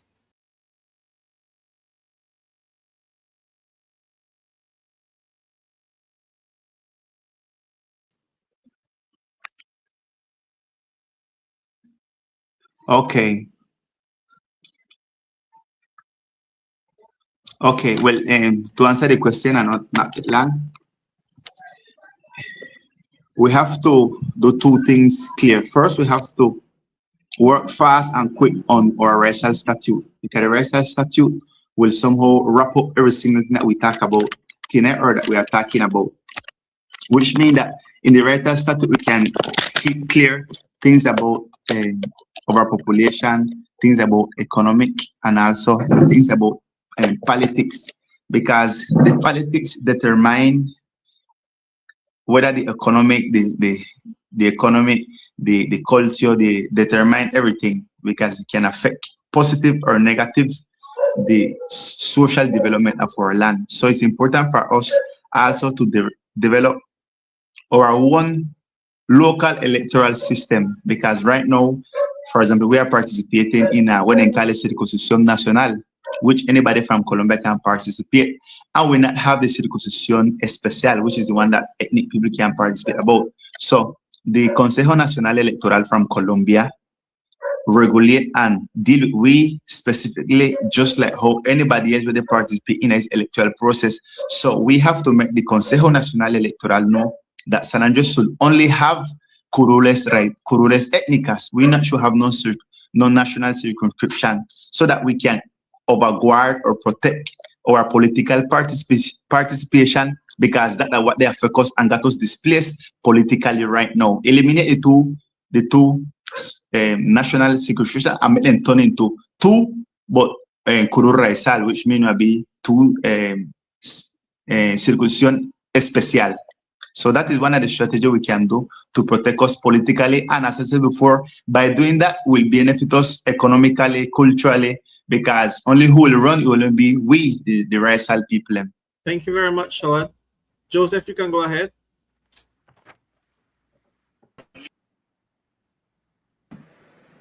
Bueno, listo. You understand the question? Yes.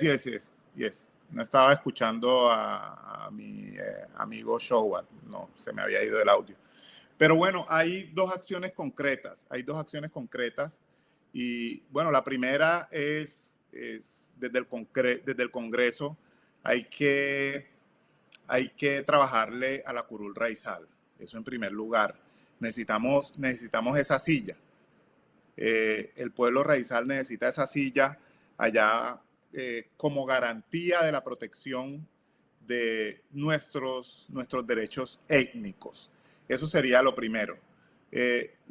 Lo segundo ya sería impulsar una alcaldía local, una alcaldía raizal local, de tal manera que desde ahí nosotros pudiéramos como pueblo administrar nuestros recursos y nuestro desarrollo económico y social con independencia tanto del gobierno local y pues con recursos del gobierno nacional. Podríamos gestionar aspectos como el que acabamos de tocar a continuación, la educación, que si bien, digamos, una universidad es algo muy complejo, podríamos pensar en otro tipo de educación más enfocada hacia el trabajo y hacia la vocación que tenemos nosotros como raizales, también enfocada más hacia las nuevas tendencias, las nuevas tecnologías, la inteligencia artificial, el blockchaining, todas estas nuevas tendencias que en ocasiones para ser profesional no es necesario tener un título, sino más bien adquirir el conocimiento. Tendríamos también la capacidad de invertir en las obras de infraestructura y de desarrollo económico que nos interesen a nosotros como pueblo y como comunidad. Muchas gracias.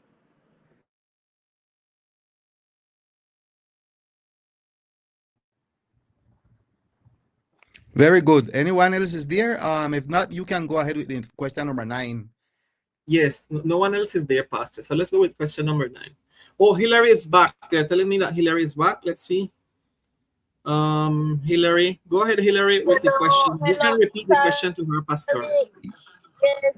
Hello, I just get back because sorry, my phone it was get discharged from me, so I just get back. Well, Hillary, you are on time to answer question number 8. This is a very important question. I don't know if you can read it. There it says, yeah, please. Given the archipelago's recognized status as the ancestral territory of the Raizal people and the demographic changes that have weakened their political control, what is your plan to ensure that local institutions reflect this ancestral character, including mechanisms that reserve or prioritize elected offices only for Raizal candidates to prevent political displacement and safeguard their right to self-determination? What would be my action?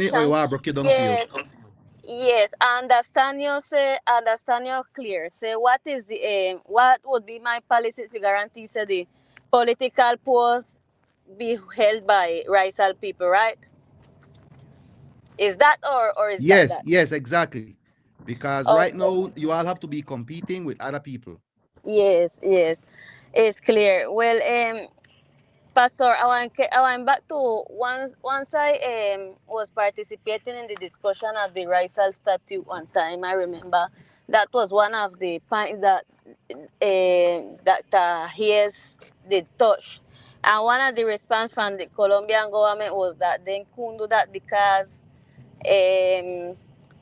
San Andres is not only home for Raizal, but you have non-Raizals also in here. So through that, they have done all the discussion through that point. But I definitely believe we need to take positions. We need to take action in that sense because every day we are least in our island.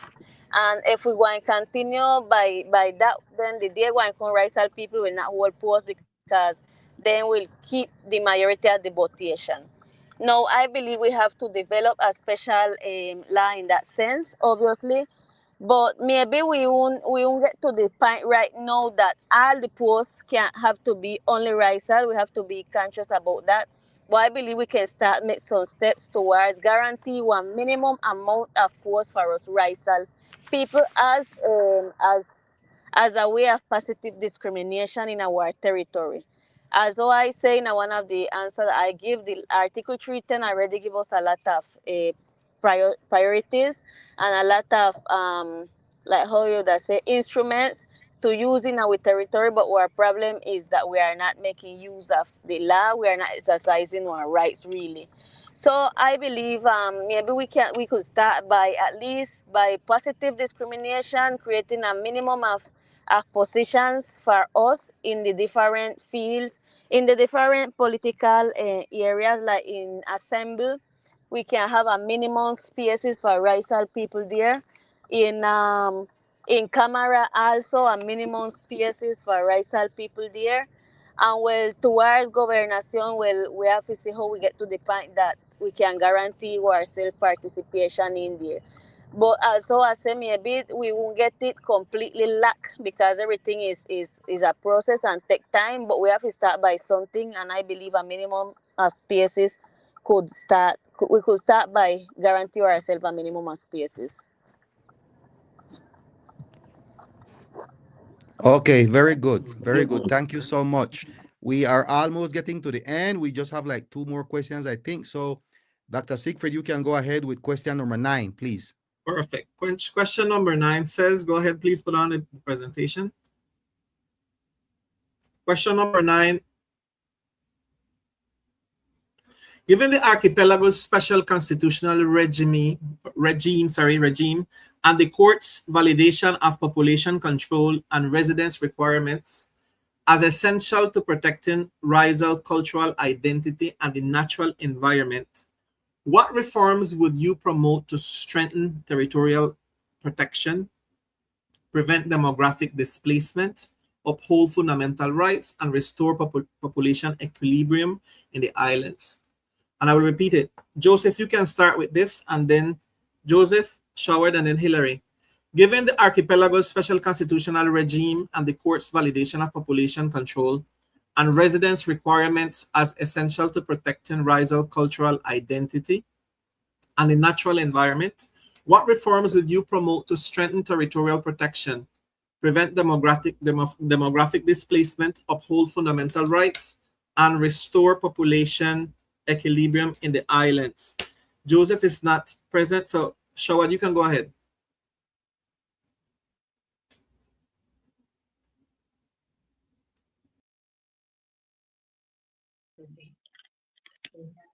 Okay, well, one of the most important things we're supposed to do here that we can guarantee our fundamental rights of people, and is that we have to give the migration office or the local migration office, because the Constitution in Article 310 said that it gives us the faculty or give us the power to create our own migration office or one fiscal office, etc., etc. So the idea is for us to make the OCRE, which is the direct name of the local office, got one autonomy. You know, it got its autonomy, economical autonomy and administrative autonomy.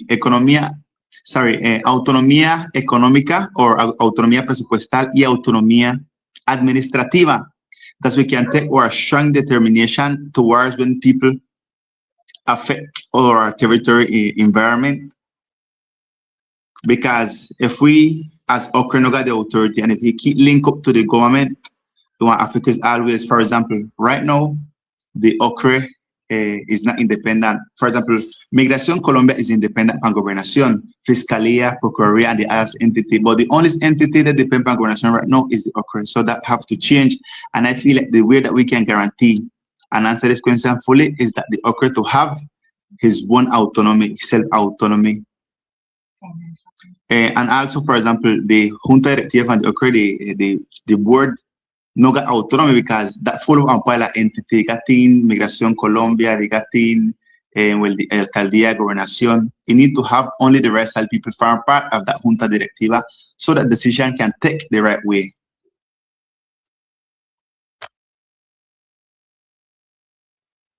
Thank you very much for that, Shawad.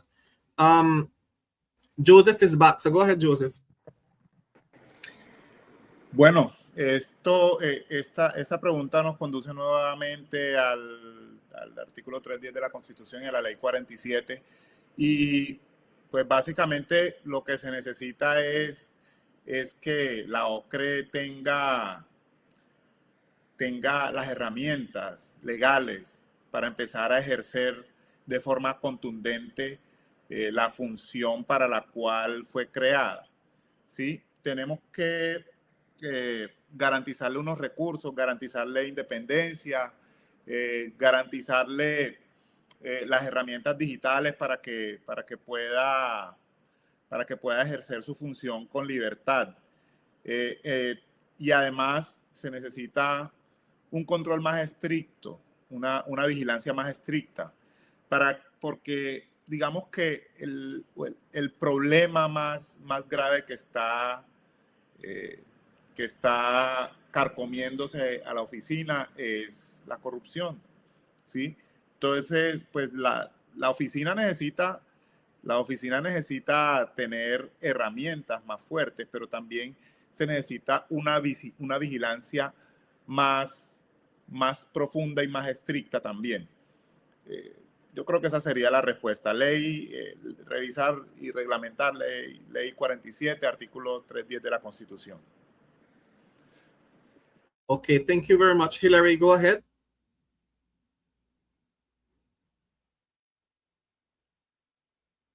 Is Hillary with us?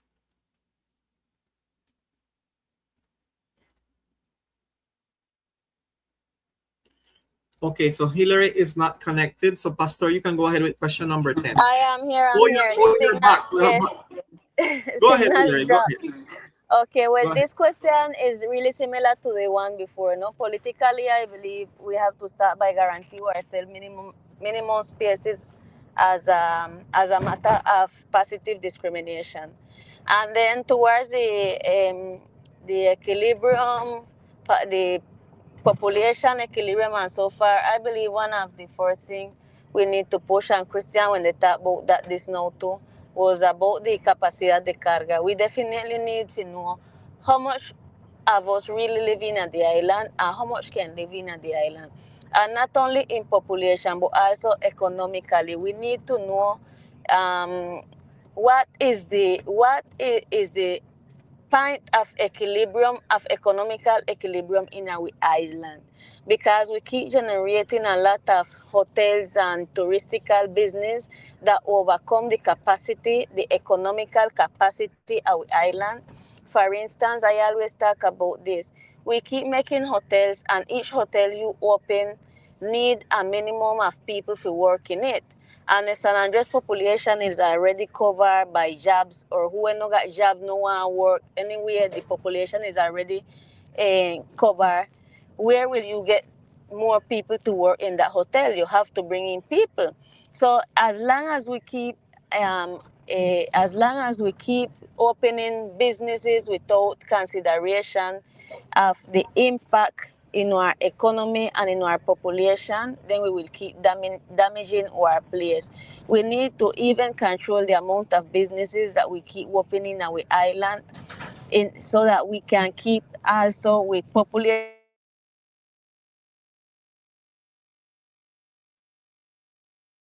Hillary, you're having some technical issues. We cannot hear you. Okay, but anyway, the time is done. Yes, Pastor, you can go ahead with question number 10. Okay. So this is the final question for our candidates.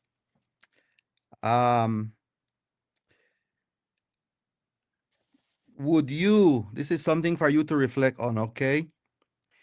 And it's based on a lot of the different things that we have spoken about. But would you be willing to withdraw as a collective group to protest the sufficient inclusion of non-racial candidates in this election, and so it's right to self-determination? Or would you prefer consider forming an alliance with other candidates to improve the probability of electoral success? If so, please outline the conditions required for such a partnership.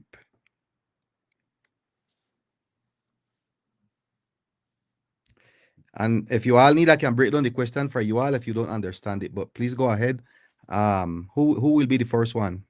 Shawad is in the order. Shawad, then Joseph, then Hillary. Go ahead, Shawad.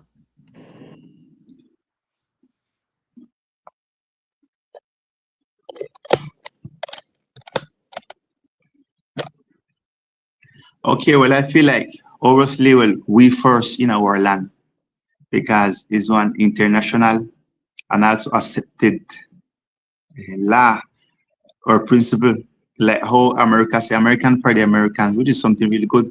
And in Cayman and other island, we permitted them first in our land. So obviously, it is important for us to consider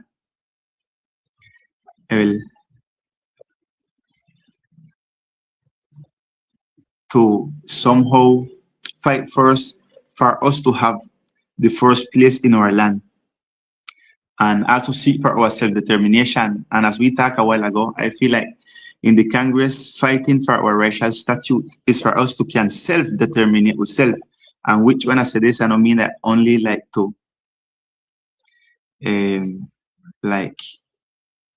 only not in the common sense, like how the common way that we talk about it, like we call it emancipation, not only as emancipation, but also with the fact that we can decide not to do or decide to do, what the free will without anybody consent or anybody opinion. So they're really important to have the racial statute done that we can not even have to make any alliance with anyone or any other candidate that is non-racial, because they must seek first like their benefit, in the sense that we have an identity clear, we have some fundamental right clear, like the prior consideration, for example, prior consultation, and these things we have to keep protecting. And the only way we can do it is when we run politically by ourselves, supported by our own self, without having non-alliance with these national parties that how we are into the all of us in this candidate. So if we have our own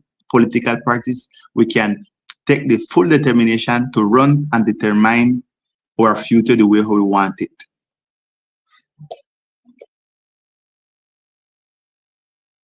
Thank you, Shawad. Let's go with Joseph now. En primer lugar, si nosotros como pueblo raizal estamos determinados a tomar las riendas de nuestro destino, lo primero es no reconocer al Estado colombiano como supremo sobre nosotros, ¿sí? Eso sería como la primera reflexión en esta última pregunta. Y es que, o sea, estamos como luchando por una autodeterminación y una independencia, pero aún dependiendo 100% de las leyes y de la economía del país. Yo pienso que lo correcto, más allá de pensar en más leyes que sí y cumplir las que hay, sería ya como autoridad empezar a tomar las decisiones que nos conduzcan hacia la construcción de ese estado utópico del que se habla tanto. Pero para llegar ahí, pues hay que empezar a tomarse los espacios económicos, educativos, de poder a lo largo de todo el archipiélago, pero no solamente a través de la política, sino a través de la economía, ¿sí? Las alianzas yo creo que son válidas siempre y cuando nosotros como raizales estemos llevando el liderazgo como ha ocurrido hasta ahora, y me gustaría que hubiera una mayor participación de la población raizal en los espacios democráticos. Thank you, Joseph. So Hillary is not connected. Let me check. Hillary is not connected, so we arrive there to the end of the question. Let's go to the following slide. Before, Pastor, you give the conclusion and the closing and the prayer. Let's go to the following slide. Invite put on the following slide, please. We're going to invite Shawad and Joseph, the only two candidates we have connected so far. The other ones having technical issues. We're going to invite them. The following slide, please.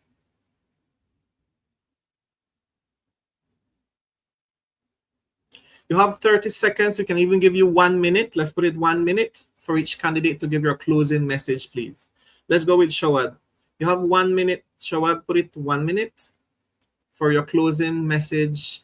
Shawad, go ahead.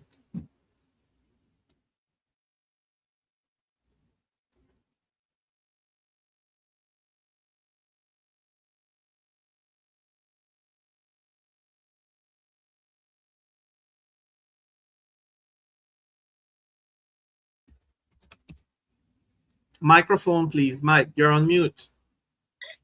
I want to invite all my people that are hearing this message that we need to unite as one people to build our racial statute so that we can construct together the future that we need for our children, them to come as one ethnic people who are in the process of dying as a people.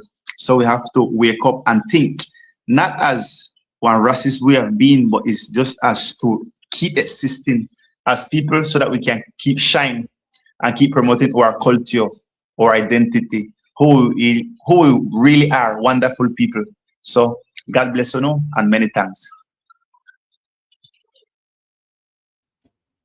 Thank you, Shawad. Joseph, your final message. Go ahead.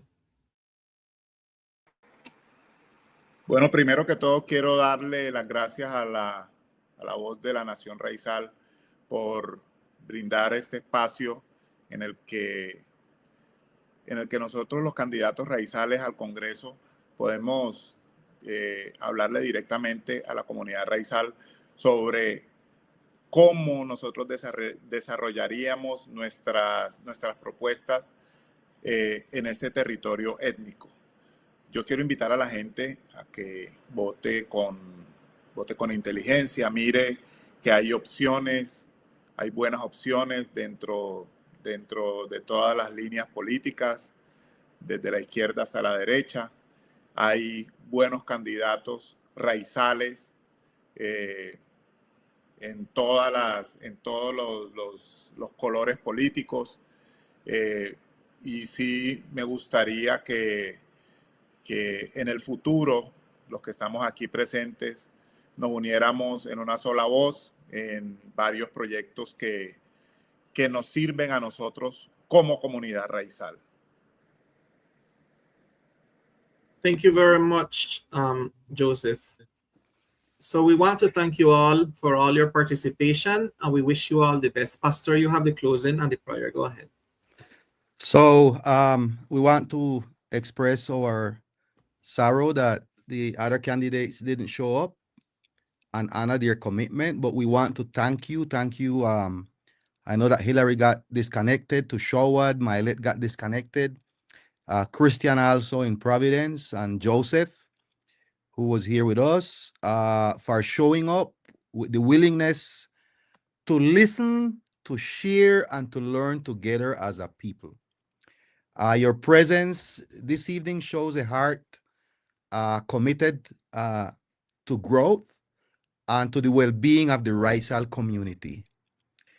And I just want to tell us that as we move forward, I want to encourage each of you to continue deepening your understanding of the critical issues that shape our future: overpopulation, violence, unsustainable development, and the urgent need to strengthen Raizal education.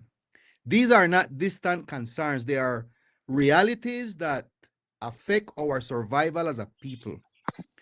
We are facing cultural destruction, even cultural genocide, and the responsibility to respond with wisdom, courage, and sensitivity is more important today than ever.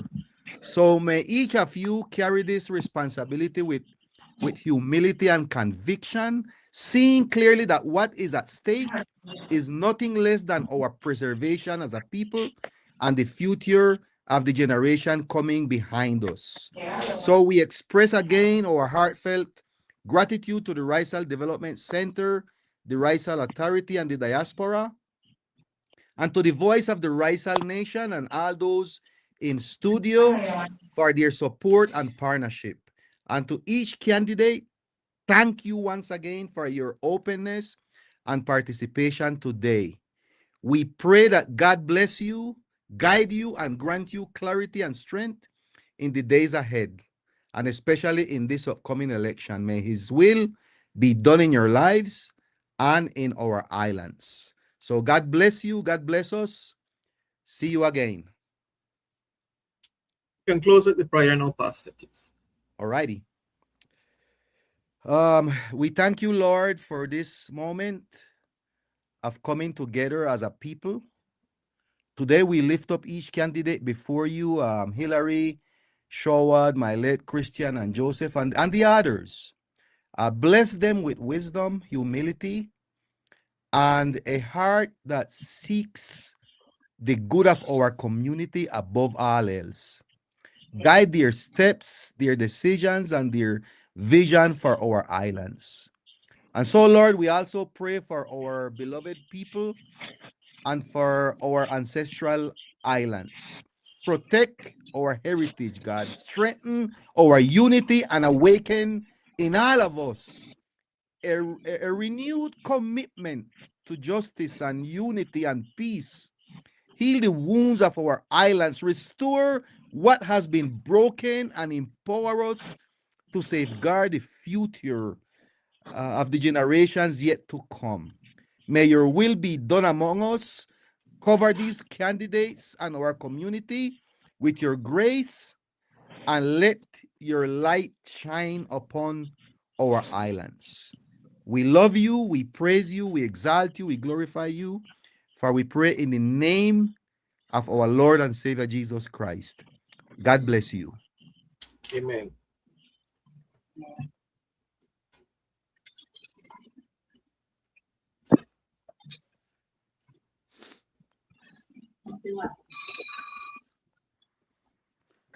Thank you, everyone.